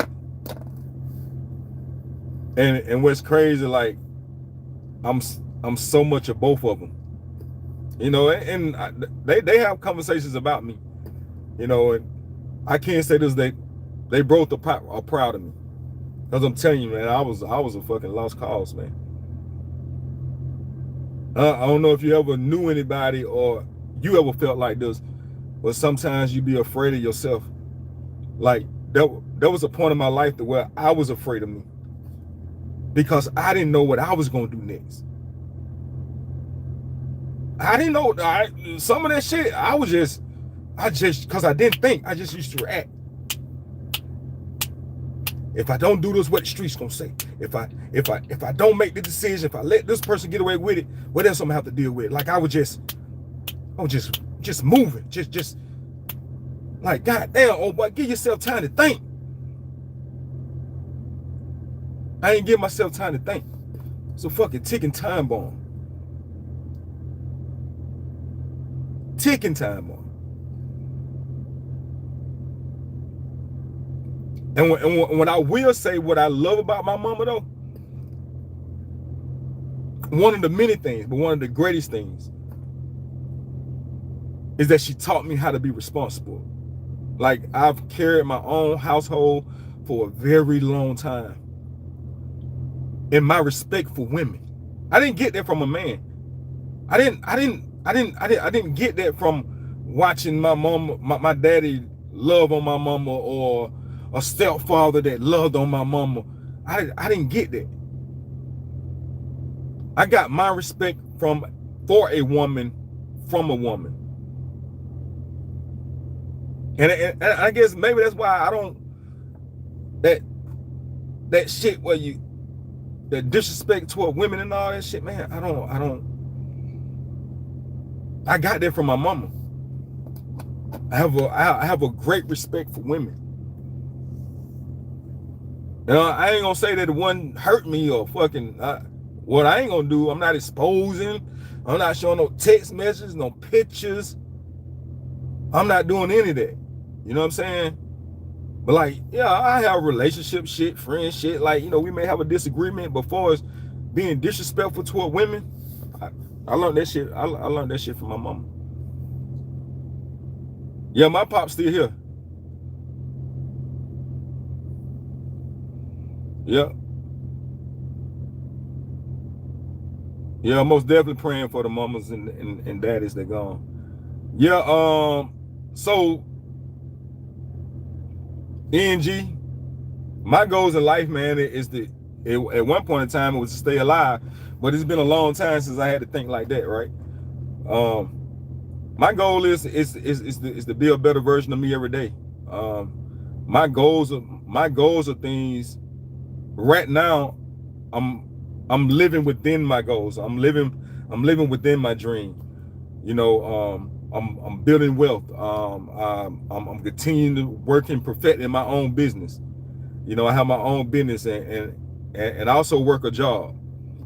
I got a lot of things in place now that's gonna pay off in the next 10 or 15 years. So right now it just becoming a better version of me. You know, I'm already a homeowner. You know, it's continue to build my credit, to just to be a better me. So I'll eventually buy a second home and rent my home out or Airbnb it out. So it's like, financial freedom, pay a few more things off, and so it's things like that that really motivate me now. God, y'all say yes, most definitely about out to y'all beautiful mom or only child. Oh boy, hopefully one day you can invite her back. I would love to hear her talk sometimes. You miss y'all lives, but when I catch you, okay, I'll do that. And I don't know if you heard, she was like, I thought you was called. I called, I was on some straight BS, right? But she know her son. So she ain't asked no questions. She just went on, you know what I'm saying? She just told her truth. But I hadn't told her I was gonna call on the show for a Sunday service. So she like, I thought you were gonna be calling me on a Sunday. It was funny, but yeah. Some kids say it's safe to say for the men that disrespect or have disputes for women is because their relationship with their mom is a lack of therefore. Some kids, we done had this discussion before about a certain individual, and what I tell you on that panel that one night, I got mommy issues and find that sexuality demon. I totally agree with that. But some kids, I always heard that if you don't have respect for your mom, you will never be able to respect women. Do you agree? I most definitely agree with that too. So there's what y'all saying go hand in hand. What's up, Snoopy? How you doing? Happy belated Father's Day prayers and blessings to you and your family. Happy Wednesday. I appreciate it. And that's another thing. Like, I'm just a father of dogs. You got some people that actually fathers are human beings and have no respect at all. And I'm like, that's a whole mini segment that I didn't want to get into. But yeah, I am I don't I don't understand men that disrespect women. Drag women. I don't. Like, I done been in some shit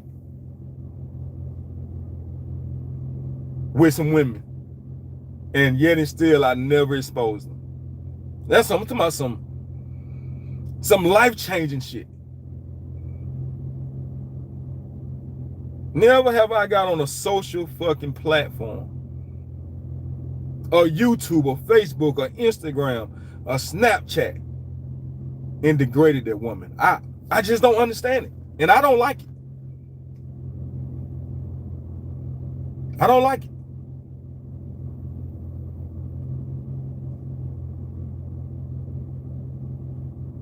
I don't like it. Snoopy always coming through with the real words, the powerful words. You really appreciate it, Snoop. You really appreciate it. I ain't seen you in a minute, but you really appreciate it. Need more of that around here.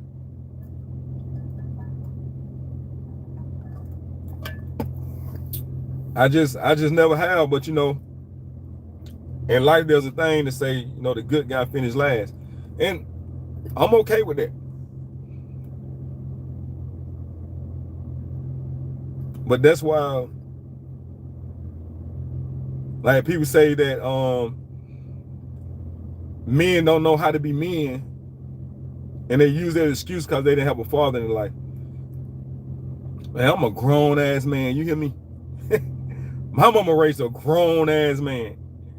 I cook, I clean, I respect women. I know how to keep a household. I know how to pay my bills. I know how to do all that. I know how to be a man, and that woman taught me that. And some of the shit I had to learn on my own. But nah, that's an excuse, man.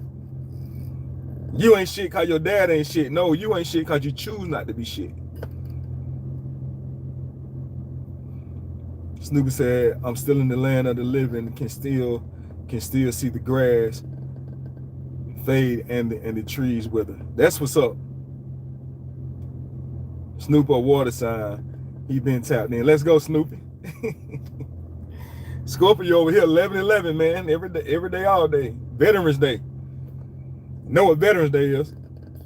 You think the people that survived the war, I survived the war. I was born on my mother's birthday, November 11th. My mama and daddy birthday is the 22nd of a month. 11/11 is 22. So I see from design, man, like my real name is different. It's only a few of us, and I'm the oldest one of it was, but my name is still the only version of my name, my government name it is. So I just been a special kid my whole life, man. Even from birth, suffering from spinal meningitis. Like I supposed to have died as a child, suffering from spinal meningitis. So from birth, man, from birth.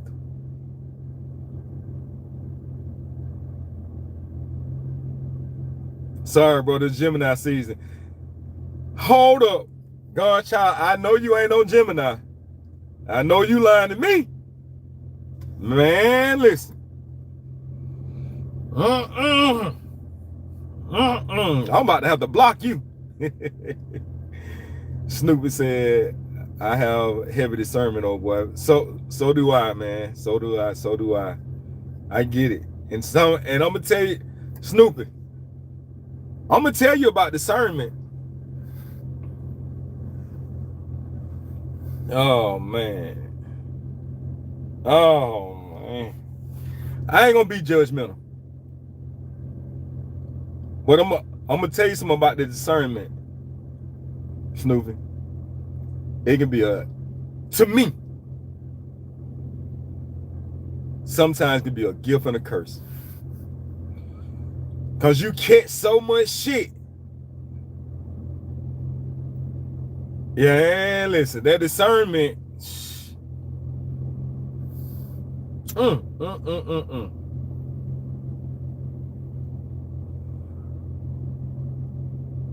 Man, listen.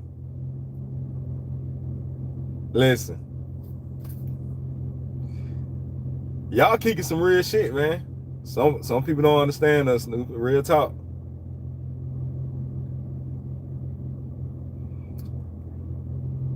I hadn't had much to say about I ain't had much interaction with cancers. I really don't get into the sign thing. I mean, I vaguely know what a Scorpio is because that's how I am. But I know plenty of Scorpios that don't act nothing like me. So that's why I don't get into it. But I had a very, very, very bad experience with a Gemini. And I still don't know what all the sign details. I just knew that person was a Gemini. And boy,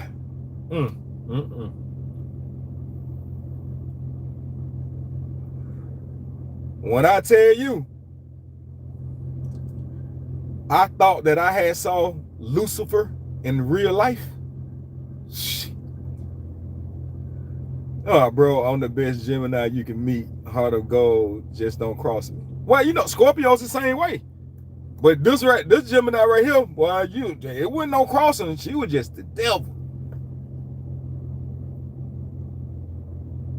Yeah, so I don't, like I said, I don't get into this. Like I said, because I know plenty of Scorpios that I know like 5 people that's born on my same day that don't act nothing like me. So that's why I don't really get into it. And speaking English. Oh, okay, it goes deeper than your B-Day sign. That's why. Okay. Yeah, so I don't know about all that. I really don't. But Sunkiss just explained it. It goes deeper than your B-Day. That's why. Cause I'm telling you, like now I got a homeboy when I was in the music industry, when I used to manage artists. he was big into that what do you call that, Reiki healing and all that stuff, ordained minister, and he was big on numbers like that. And yeah, so he used to tell me about some of that stuff, but you know, it's kind of like, and none of it never stuck with me because I never really, but he was big on that. Also, every sign shares 2 months. Okay. Snoop said, "Sun Kids, how are you doing?" Okay, he talking to Sun Kids. Yeah, I don't know about that. I just know I met a horrible Gemini woman, and I know a horrible Gemini man that acted like a woman. Yeah, and that shit there, hell no. Hell no. I've known some good Geminis too, I ain't gonna lie. But I had a very bad experience as a male as being a friend, being a Gemini, and a female as a lover has been a Gemini. It was bad. No, I'm serious, guys. I'm serious. Like, I ain't bullshit. I'm gonna set up a live one day and say Gemini Chronicles, and you're gonna be like, what the fuck? I ain't lying. From both sides, a friend part, a friend perspective, and a lover perspective. And you're gonna be like, what the fuck? I'm telling you. No, I wasn't the problem. Hell nah. I will pass some problem stages in my life. No, I will pass that. I was not the problem. Now, I became the problem like anybody would do once you stand up for yourself. Yeah, I most definitely was the problem then. But nah, I'm gonna tell you something about me, man. I've always, if I love you, if I'm in a relationship, like I've always been true. I'm a builder. Not only am I a builder, I'm a protector in a relationship. And as a friend, you're not gonna get a better friend than me. It's just not gonna happen. So, nah, I didn't do anything wrong, except for when I stood up for myself. Then, of course, I was wrong then. Then I was the problem.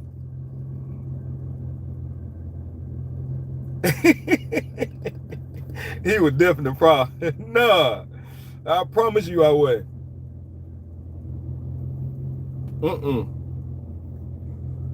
I wasn't the problem. I wasn't. I really wasn't. Man, I love that girl so goddamn much, man. Shit. And the friend, man, that nigga was down there my son. I down there took care of him. And I think, so you know what? So I believe in reversing things, right? Maybe I was the problem because I was too good to him. You got a point. I see what you're doing, Sun Kiss. I am telling the whole story. I just told the whole story.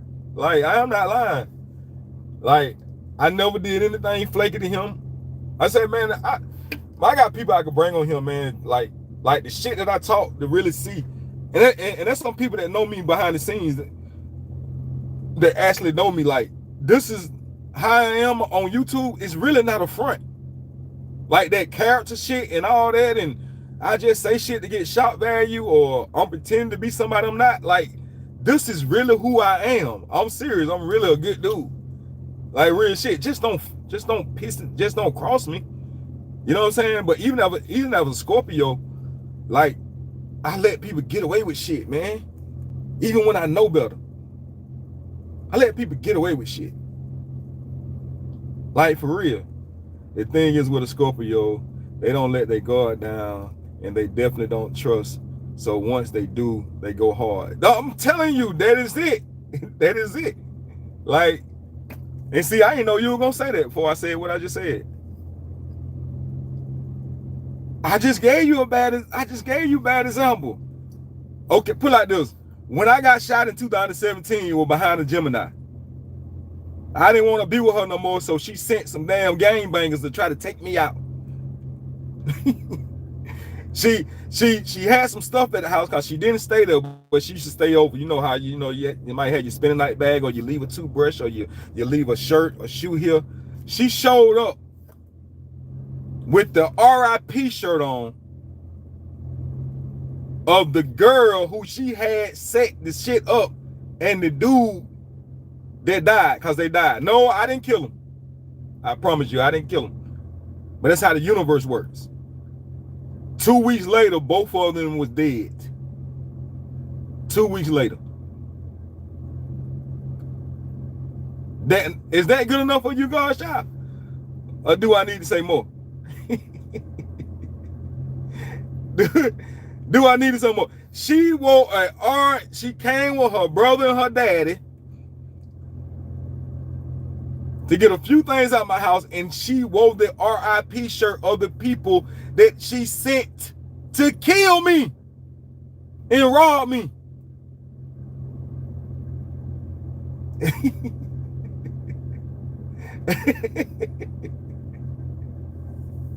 Like real shit.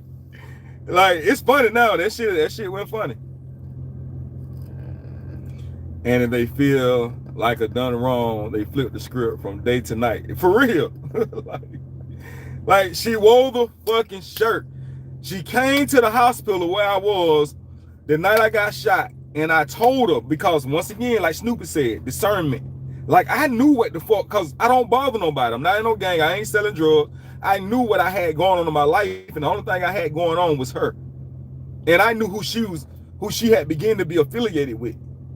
So I put the shit together real fast. And my words were her to your friend did this. You know what she told me? She told me two things. The first thing she said, but what they got to do with me? The next thing she said to me, a Gemini. She said, well, motherfucker, you think I did it? You should have died.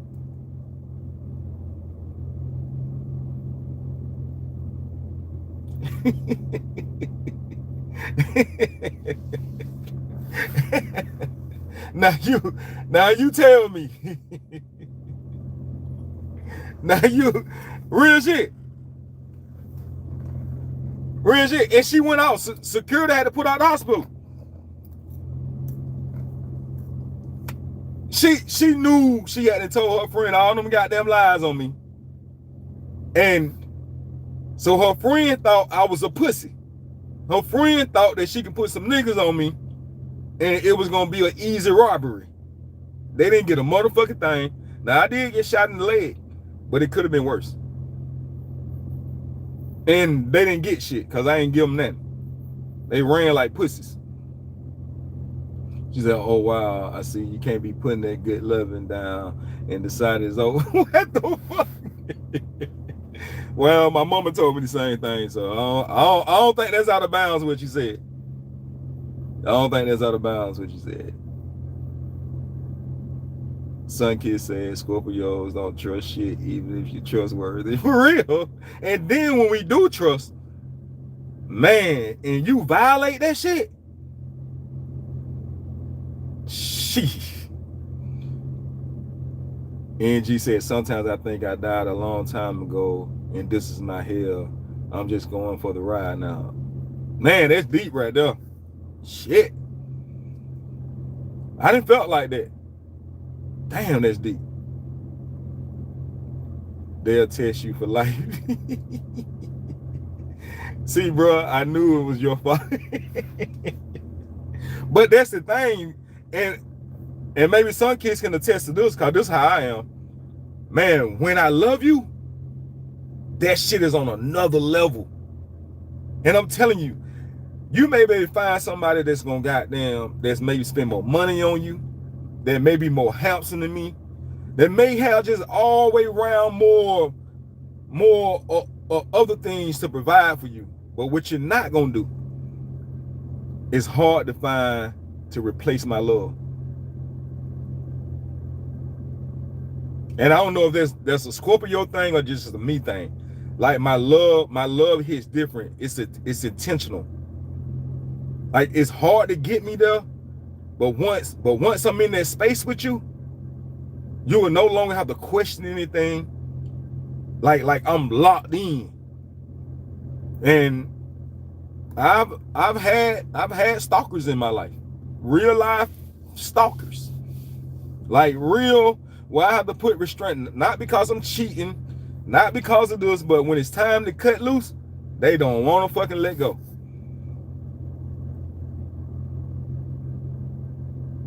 That they do not want to let go. I've had not in my house I'm in now, ever since I moved from the city I was in. But like I've had to call the police because once again, I'm not a man that disrespect women, and I most definitely was raised not to never put your hand on a woman. So I'm picking up the phone. I'm calling 911. Because I'm not, first off, my hands are so dead, I can't hit a woman. And I wasn't raised that way. I don't hit women. But yeah, I've literally had to put trespassing on a few females. Facts. Sun Kid says Scorpios locks in, so don't play with them, especially the November ones. Yes. So I was right. So Godchild said, now that's deep. I think that's a you thing. Maybe. I don't know. I'm telling y'all, like, I love hard. I'm talking about beyond. It's no bros over hoes with me when I'm with a woman. Nigga, I ain't believing you just cause you my friend. Nigga, no, nigga. You wrong, nigga. Don't disrespect my motherfucker. Like, no, I ain't going. I ain't know, man. I don't understand niggas that do that. You know what I mean? You do that, I think something else going on. But that's just my opinion. I see. You know it. But see, I don't know it. I don't know it. I just know how I am. Like I said, I know plenty of Scorpios that don't act like me. They don't act like me at all. But what she just explained that, she said, you know, it's more than just your birthday.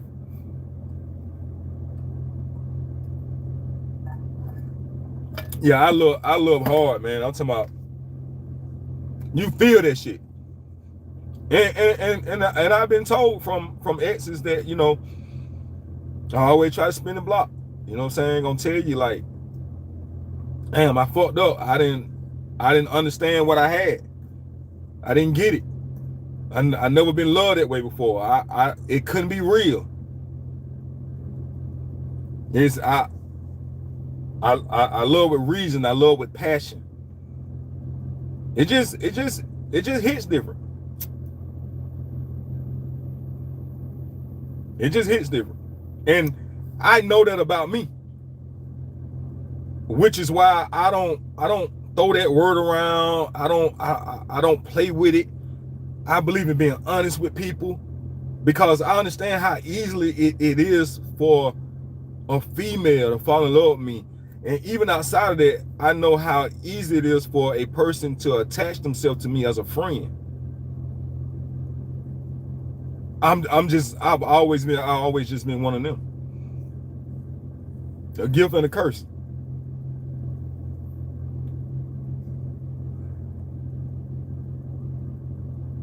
When I had to go off a few months ago, it because a motherfucking nigga kept wanting to attach himself to me because I stopped fucking with him. I saw some flaw shit.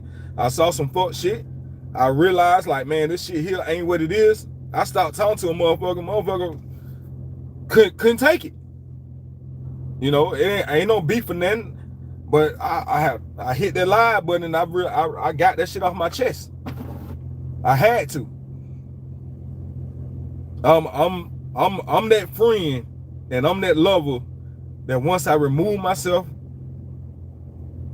you're not gonna like it. Good people are hard to find. NG said, it's this environmental that dictates who you are. That dictates who you are. If you don't like who you are becoming, sometimes best to change the environment. I agree. That's true. The environment is definitely a variable, but your mindset is what leads everything. I agree with both of y'all saying it's crazy because, let me say, I know people that have changed their environment and nothing changed. One thing, like for me, I left my hometown because I want to do better. And I hear a lot of people saying it, but see, the difference is that I fixed everything I needed to fix within me before I left, because I realized places change, people don't. And if you don't change who you are in the inside, you're just taking that bad mentality into a new environment. So that's one of my speeches. I like what both of y'all are saying. Yes, that is very true. Both of y'all just keep some motherfucking knowledge there. That's really, like, I tell people, like, just because you leave your hometown, that's not the end all be all. You got to change you. Places change, people don't. People gonna always hate on you. People gonna always talk about you, especially you're a person that stands out. I'm a person I'm gonna stand out in any room. I got that aura about me. You know what I'm saying? So if I'm running from the haters, what the hell I'm gonna do when I get to a new place and I get haters? I'm gonna run again too? That's crazy, man. Now, from listening to my guy cousins, most time a man love heart be messed up women, because some people be looking for wrong things in relationships instead of what's important. I agree, Godchild. And you know, and me, I ain't gonna lie, you can't be butt ugly now. But your physical is not the most important thing about you to me. You know, it's about how you touch me here. You know what I'm saying? Like everybody needs somebody that's easy on their eyes. And you know, when the heart goes stronger, the eyes grow weaker anyway. Because I understand that no matter what physical attribute somebody has, that physical attribute can change at any moment.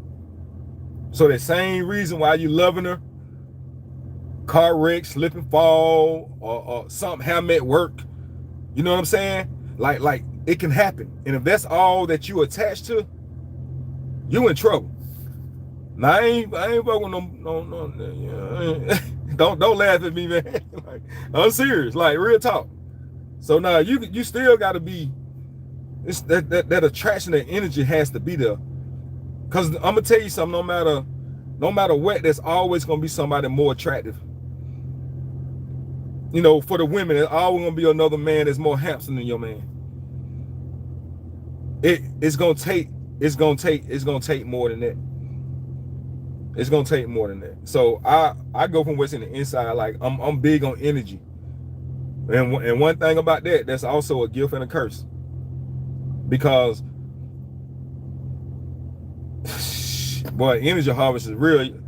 Y'all know, I had a woman tell me one time, she was like, I can't. I used to tap into people's energy. I can't do it with you because I'm protected, baby. I'm protected. You can't. Why are you trying to tap into my energy? Let it naturally happen. And the worst thing you can do to me is ask me a question and I already have a perceived answer from you. That shit. Good luck on that one.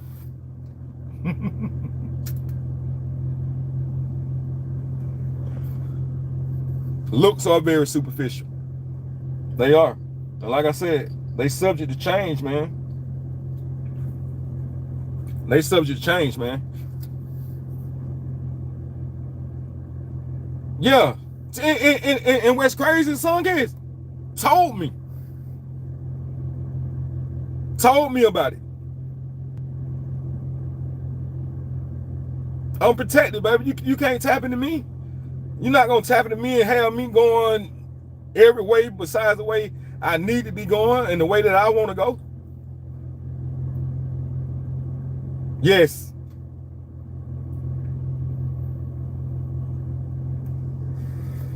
She told me that shit. You're different. I know. I'm protected.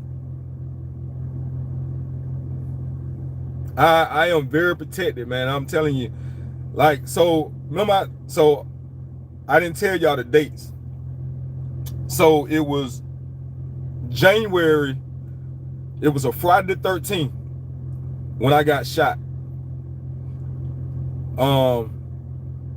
That February the 9th, I had to have surgery.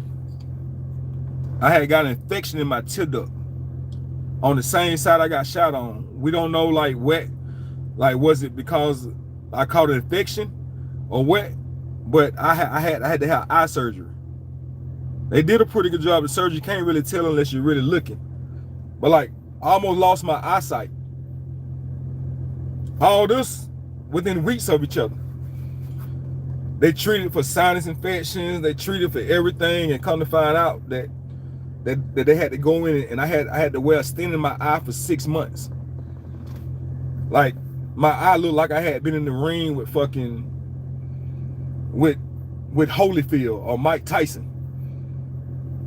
I said, man, I went through so much shit back to back till it was crazy. My career job that I had to have for 12 years, I decided to leave because they were trying to push me out because they saw me from a different version of who I really was based off the things that had been transpiring in my life within the month span. So I chose to leave with my dignity. I resigned. Like, I done been through so much shit, y'all, man. Racially discriminated on a corporate job that I hadn't had for 12 years and was very good at it.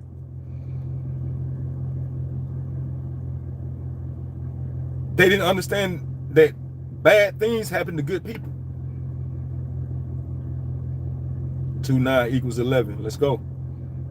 Bad things happen to good people.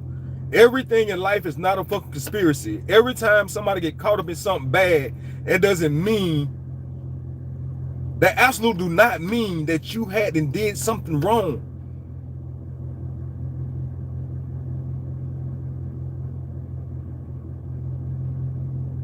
It doesn't mean that. So I left that job and went and took a job that made $15,000 less a year. And I still was able to survive. But I left with my dignity. Because now I see what y'all trying to do. So you know what? Here's my resignation, and here's why.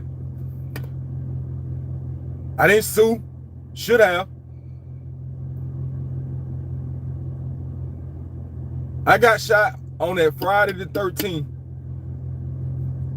That Monday, they told me that I had to come to work because they didn't have any coverage. Sat me down and asked me what else I had going on in my personal life that I wasn't telling them about. Not a motherfucking thing. Bad things happen to good people. Hell, good things happen to bad people. But it's the devil giving them that shit. Most definitely blessed me.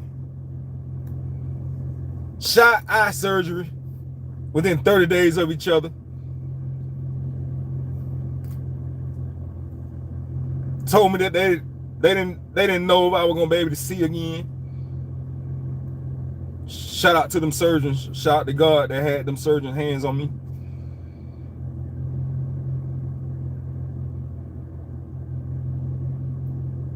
Man, I tell you, man, I can go on and on and on about, and I persevered, man. I persevered.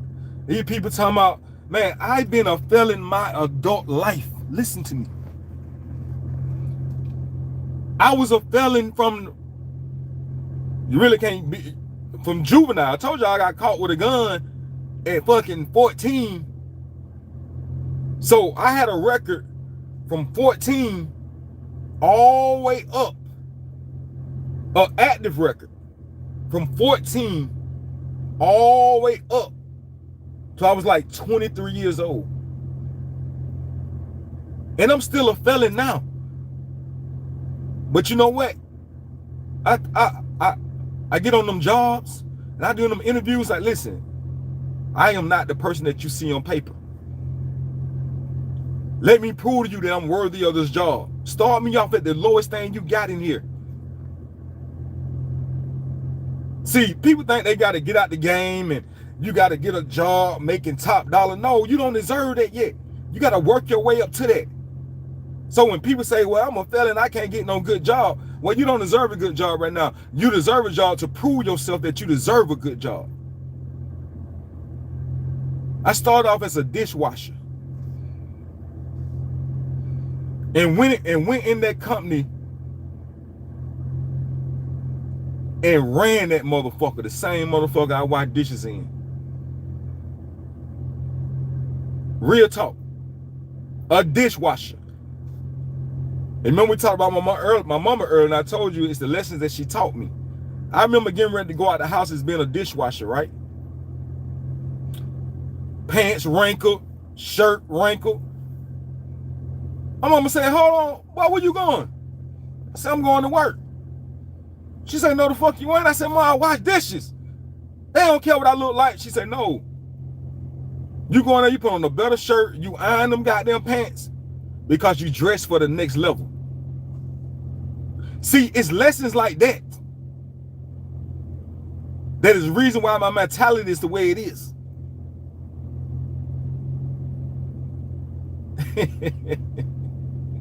I'm telling you, it's lessons like that that woman instilled in me. She could have let me go out the house looking like a dishwasher. And guess what I became? I became the manager of that motherfucker. I ran restaurants for 25 years for some very big successful companies. I was very, very successful at it, very good at what I did. I was great at what I did. But I'm the type of person that once I fall out of love with something, just like people, when I fall out of love with something, I no longer want to be a part of it. I had a very successful career in the music industry. I had my own record label. I managed up to 8 artists at one point in time. But when I fell out of love with what I was doing, I stopped doing it. When I fall out of love with people, I can't fake it. When I fall out of love with things, I can't fake it. I don't know how. I do. I'm telling you, it gets deeper. Yes. No matter what, everybody deserves a second chance, and I had more than 2 chances. I had more than 3 chances. I was a fuck up. I was a fuck up. But God never took his hands off me. Obviously.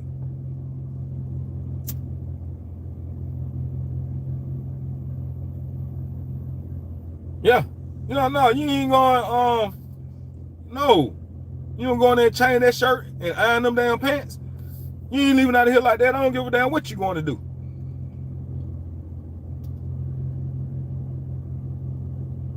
And it was 2017, that job after 12 years, I went somewhere else and started all over again. Build my way back up. I worked for companies as being a felon because I had a trait and a skill that they couldn't take from me. They couldn't take my restaurant knowledge away from me. They couldn't take my accolades. They had nothing to do with my resume. Strong ass restaurant resume. I can go back in that shit anytime I want to. I don't want that for myself though. That's not in my plan. And sometimes I think like, well, that's your plan, but what is God's plan? Because I miss it. I ain't gonna lie. I love it. But I love my time too. One day to pay as close enough attention that I need to pay attention to my own business, which is my dogs in the restaurant business.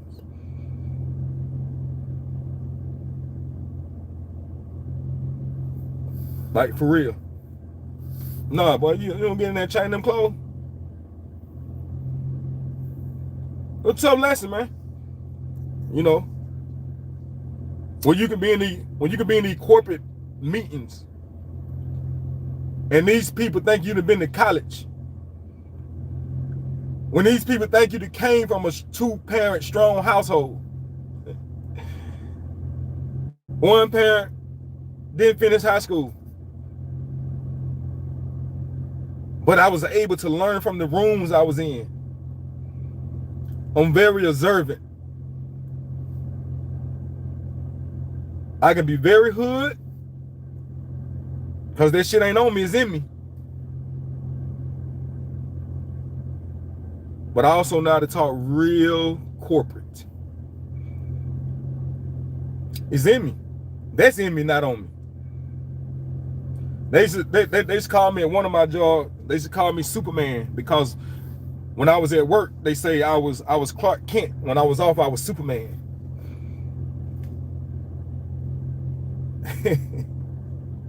They thought it would, you know, you go in and have to do something on a day off or something, you know in how you like, who in there? Yeah.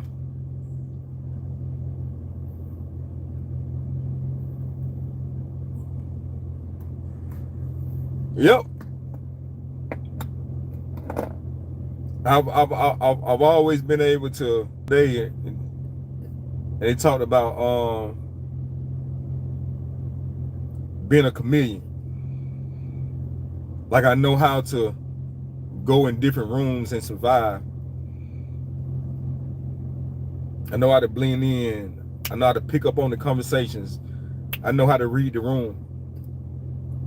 And I done it for 25 years, man.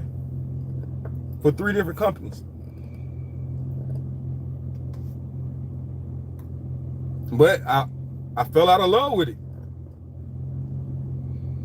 After that C-19, shit wasn't the same. Restaurant business wasn't the same anymore. And I was one of the ones that cared.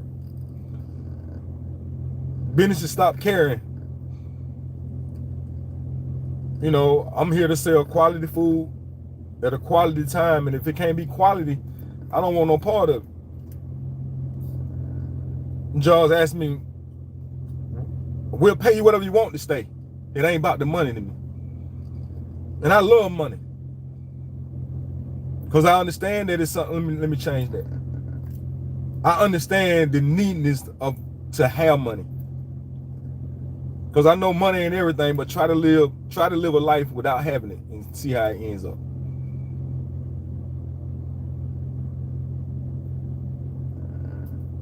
You know what I'm saying? So, whatever you want, we'll pay you. These people that only know the job that I'm doing, no, people like you are hard to find, mister. What you need for you to stay.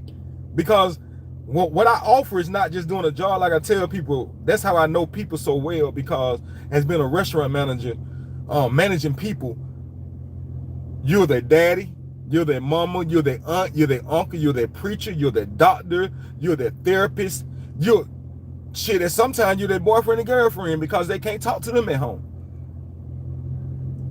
So you meet all these different people.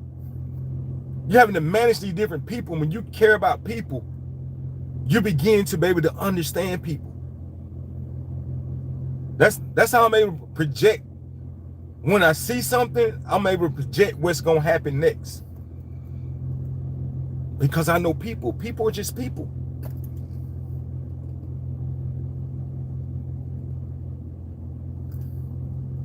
Yeah, messed the economy up bad. And I had to work all through it because I was in the restaurant business.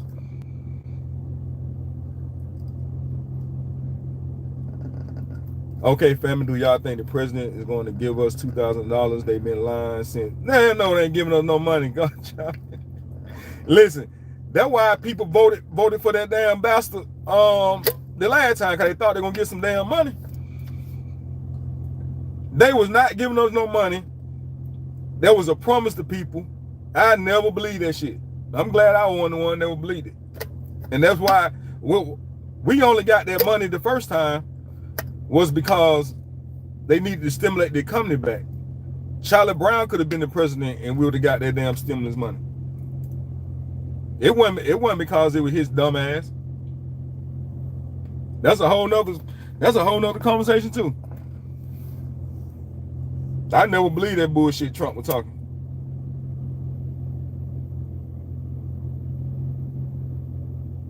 I never believed it. No, they ain't getting nobody no money. It won't be. He might try it again because I think they about to try to pull a fast one. I think they about to try to pull him in for a third term.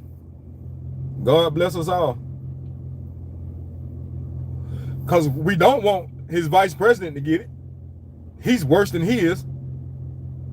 And who can beat out Trump in a campaign on the Democratic Party? We got bigger fish to fry. We need to fix his pool. And with our $1,000 combined, our $2,000 combined, we might make it happen. I don't see it, man. Swear I don't.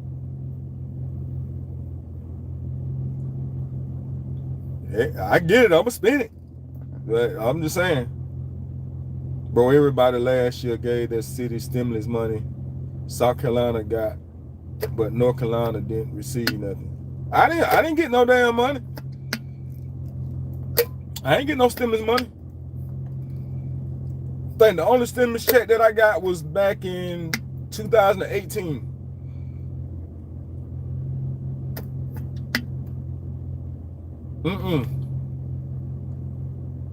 No, I'm in South Carolina.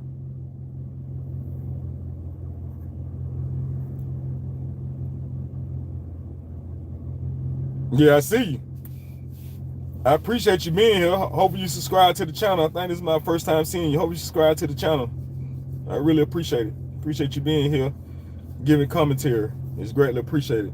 I like to have a good conversation with good people. Yeah. And when it comes down to Trump, let me say this. I didn't think people say politics, all this. I once again, like I said on the earlier about the Carmelo Anthony shit, I live my life of keeping things simple, right? So you talking about giving the police full immunity. When you're talking about taking Medicaid and Medicare away from people. When it's the simple things like that. You know, Project 25 that he said he had nothing to do with, but I knew that was a lie, and down there everything in Project 25 has came to fruition. It's things, it's the simple things, like, so you working a job, your child care. Okay, well, let Trump tell it, it's your fault that you ain't got family to watch your kids. But no, I got child care, stripping that away. Your grandmama, your mama in a nursing home, he's stripping that away. I mean, come on, man. The DEI. Like, this man said that he wanted qualified people in the job, not because of their qualifications, but to him, that if you was black, you was not qualified to be in them aviators jobs. I keep it simple, man. I don't want that for a president. People are like, well, from a business standpoint, Trump, all his businesses failed. His richness come from his family, not him. I'm just saying, don't get me started on that, man. Don't get me started on that. Keep it simple. He's telling you that if the police has did an injustice to someone, and we know it's the young black kids, the black men, the black woman, that the police are not going to be held accountable for it. They get full immunity. Man, get the fuck out of here.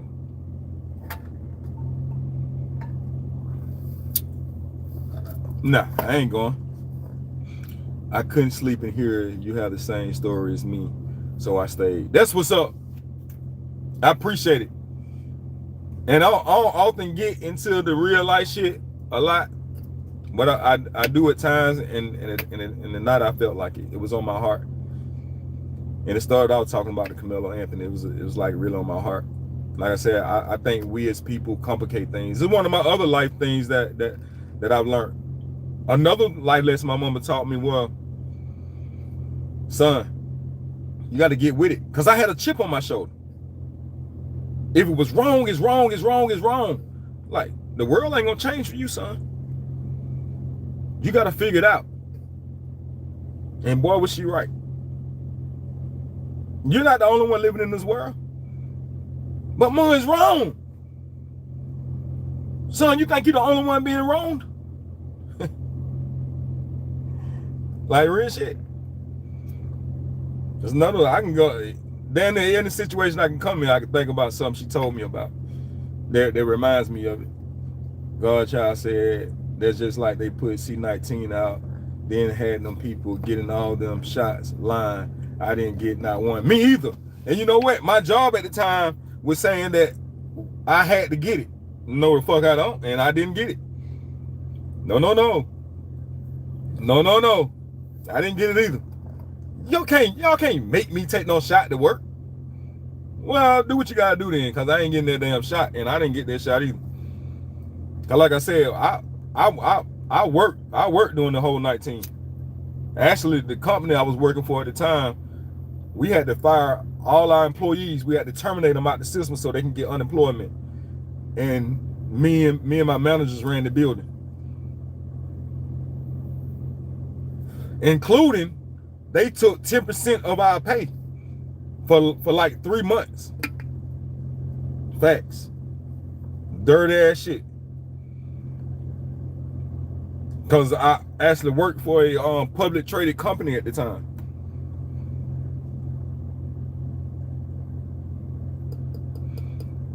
Godchild said, my husband said they did that to K people because population was overcrowded, and it makes sense too. Yeah, I've heard that too. I think your husband's on one. I heard that as well. You know what? I thought about something, and I'm glad we talked about that in 19. I'm gonna ask y'all a question. Why in the fuck did we go out and buy all that toilet paper? What that toilet paper gonna do for us? My dumb ass thinking, well, maybe if you wrap yourself around with toilet paper, you wouldn't catch it. What was the importance of toilet paper?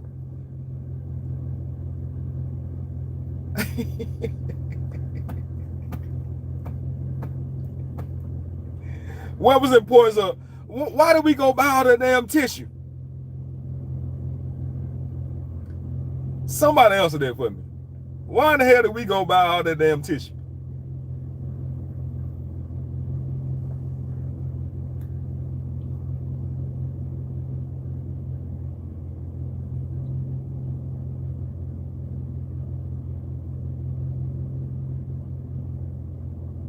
Nobody want to answer my tissue question. Who went and bought up all the damn tissue?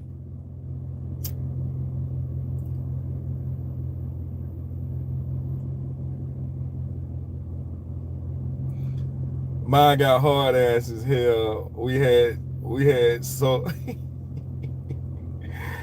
we had hard ass as hell. We had so much toilet paper in the garage. It's so hard. That ain't good enough. Son Kid said everybody said it started wiping their I thought about that shit the other day, and I meant to make a Facebook post about it. You know what I'm saying? Like, that shit is crazy. Like, what the fuck were we thinking? I'm thinking this shit might have kept you from getting it. You wrap your damn face up with toilet paper. Toilet paper has some kind of damn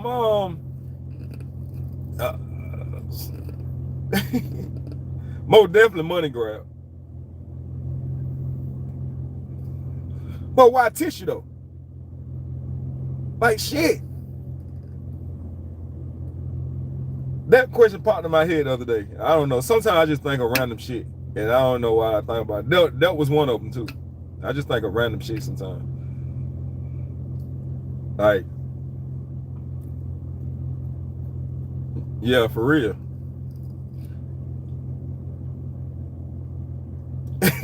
Brother had C-19 toilet paper. It was something. It most definitely was advertised as usual. I don't understand that. And we fell for that shit too. How about us invading the top 2 oil leaders of the world? Oh man. Listen, There's another thing about that orange hair motherfucker, Trump. Man, he's used the U.S. power for his personal agendas. He's a bully. He's a bully. I know C19 masks they were selling, had it on it. Yep. Venezuela, Middle East. There was a moment in time where in my area they were declaring blackouts for about 2 weeks in duration, and everybody was at the grocery store. Yep. Y'all remember the I think it was the year 2000. Everybody thought the world was gonna end. What's up, Bridget? How you doing? We just over here kicking the shit.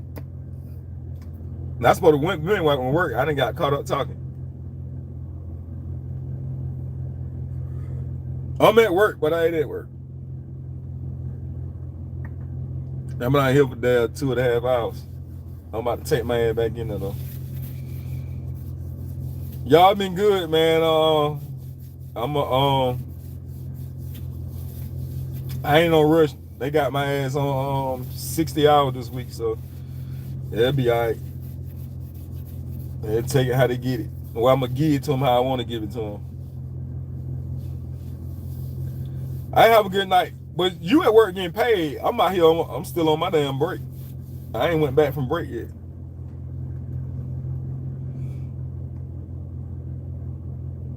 But hopefully somebody I'm probably gonna take the part out and clip it out of the about the Camelo thing, because I really want people to understand that, like, and that was the reason me going live, and I got caught up in some real life shit. I had some good communicators in here.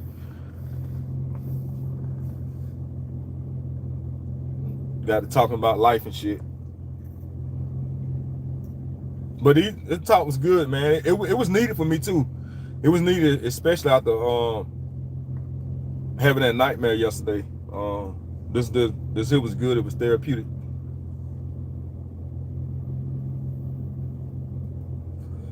So y'all helped me, honestly. I appreciate it. I wasn't even going live for that reason. But yeah, I most definitely can relate to Camelo's injustice. But defending yourself, like I said, I carry, and I did try to go get it expunged because I haven't been in trouble since '98. And I tried to go get my record expunged, and they told me that I couldn't expunge it. I need to try again because it's been a while since I did it, but they told me that since my charges was violent, that they couldn't expunge them. So like, it hadn't stopped me from doing anything I want to do. And like I said, I work for big, large corporations and all that. But there still had to be a conversation had. And even at one point in time, I had stopped putting it down, and I got a call back from a job one time and said, hey, we ran your background report and da-da-da-da-da, this came up. I'm like, man, that was over 20 years ago. Like, I'm not that same person no more. And the statute says that if you are not working with old people and kids in the state of South Carolina, after 10 years, you don't have to put down that you're a felon anymore. But I still had to have that discussion. So but that was they told me that they couldn't expunge my charges because they was violent. So what's up? You new to the channel, I ain't seen you before. Subscribe to the channel. Bro, we was out one night and we kept seeing planes ride, and think we look at the news and they were saying, close y'all windows. It was airborne and the airplanes were putting it in the air. I believe it. Yes, I enjoy everyone tonight. Hope we didn't mess up y'all pay. You messed mine up, but it's okay. I get it back. We have to come back and do an open panel when you're free. Most definitely. It was a good conversation. Most definitely. But it's okay. I'm here. I'm just going to get off here and just go right back in there. Low key, they had me doing some shit I don't want to do anyway, so that why ain't no rush to get back in there. I ain't no rush to get back in.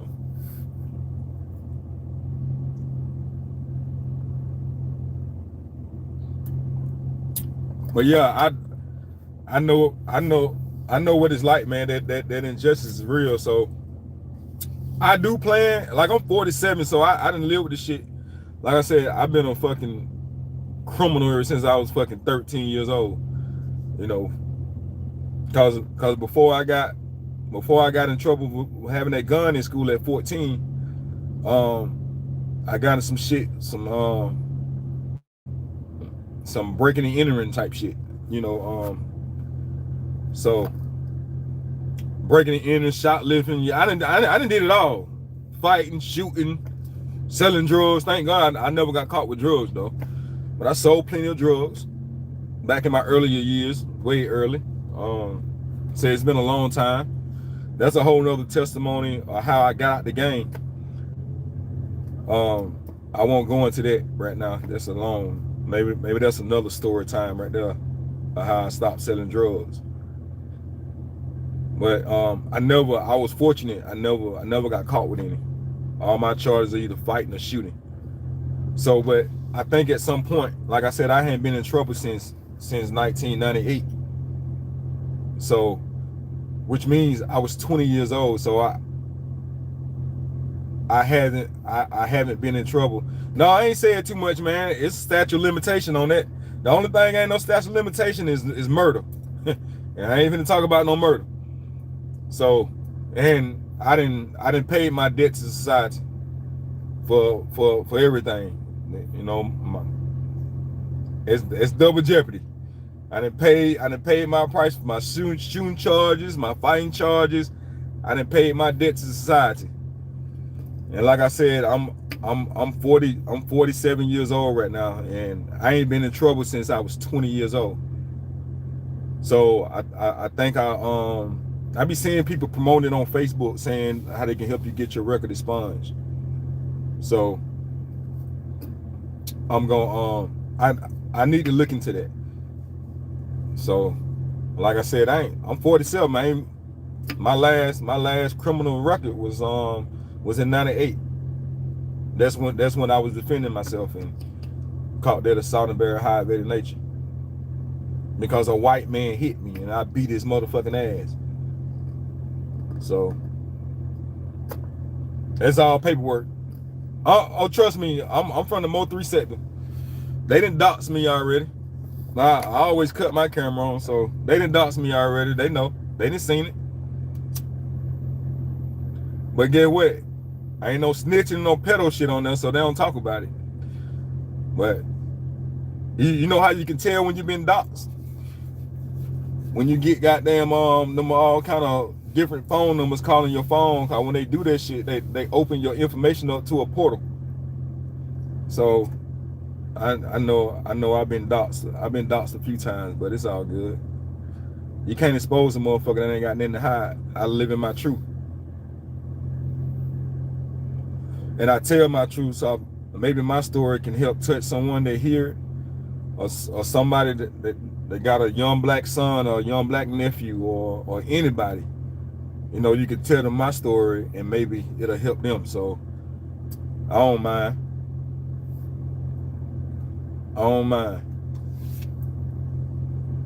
Because all that other petty shit, that's statute of limitation is over with.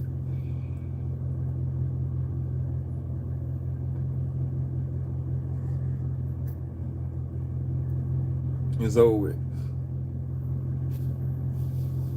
Well, I'm gonna get back in here and get some work done. Man, I really ain't no need of doxing. Then exactly. That's what I say. and listen, and you gotta be careful with me because I'm gonna tell you something. Once you've been a victim, I'm gonna just say this, the law then becomes on your side. So, and you can't pull up on me without cameras everywhere. They see you pulling up. It ain't no, I don't stay in no apartment complex. You can say you were there to see somebody else. No, you gotta walk on my property. And it's in your within the constitutional rights, that you have a right to defend your property. So try it and see. Try it and see. And like I said, this shit ain't on me, it's in me. Snap of a finger. I ain't the one. And I ain't the two. And most definitely ain't the three. For real. So yeah, I don't know why what they do it to get in your personal business. That's why they do it. As in, like, some people have shit that they're ashamed of. I ain't got shit on mine they're not ashamed of. I think I got besides fighting and shooting, I think I did something back in what 90, 95. Shit, I wrote a bad check to keep my lights on. I got a fraudulent check on that motherfucker, but I did what I had to do to keep my lights on. Shit. Other than that, that's all you're gonna see on my background. It'll make you think about pulling up on me.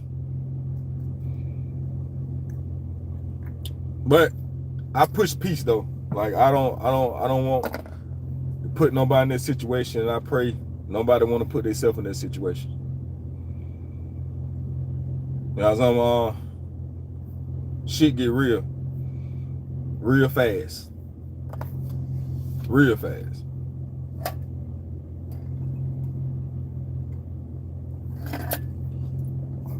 But I'm out. I appreciate each and every last one of y'all. I'm gonna get in here and get some work done for real this time.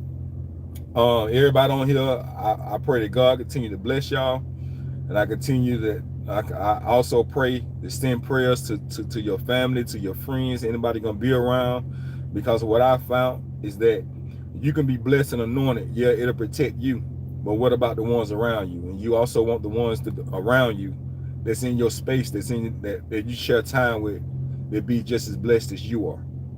Because what happens to others, you know what I'm saying, can affect you. So I'm sending that prayer out to everybody that hit this live. You know what I'm saying? I say that with everything within me. And always remember, it's not what they call you, it's what you answer to. And no matter what's going on in this world, never be afraid to defend yourself. Under circumstances, sometimes things happen for a reason, and sometimes things happen for a better cause. Because just like Camilo did, what he felt like he had to do is not what we think. It's what he thinks. I know what that situation feels like. It's not good. So you too, anybody, don't be teaching nobody to fucking walk away. People hit you in the head when you walk away. Preserve life. The number one lesson in life is about self-preservation. If you're not who you need to be to yourself, how in the fuck can you be all of you to someone else? I'm gonna leave on that note. Self-preservation. Do what you got to do to live another day. If it costs somebody to be not in the same capacity that they came to you with, listen, we serve somebody that sit high and look low.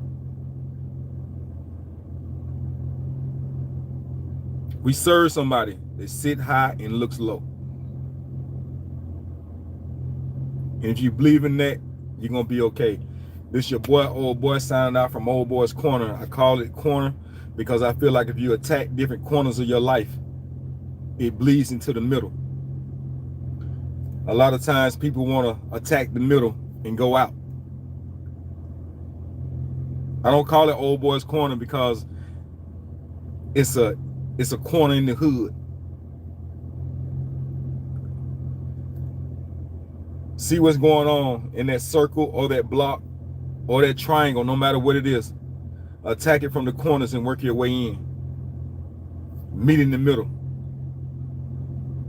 If people not willing to meet you in the middle, if life not willing to meet you in the middle, just like someone said, Change your environment. Change you on the inside first, because that's what matters. Do the necessary changes you need to make in life. And understand self-preservation. Don't apologize for being great. Don't apologize for being your authentic self. Everybody's not going to like you, and it's okay. Everybody didn't like Jesus.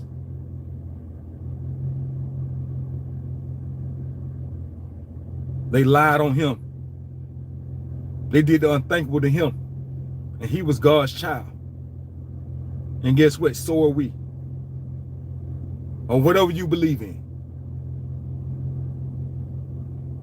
But until you can be who you need to be to who you believe in, you got to be able to be who you need to be to you. Don't apologize for being great. Don't apologize for being authentically yourself. And I'm representing South Carolina in a big way. And I'm out. This is your boy, I'm out of here. I appreciate everybody.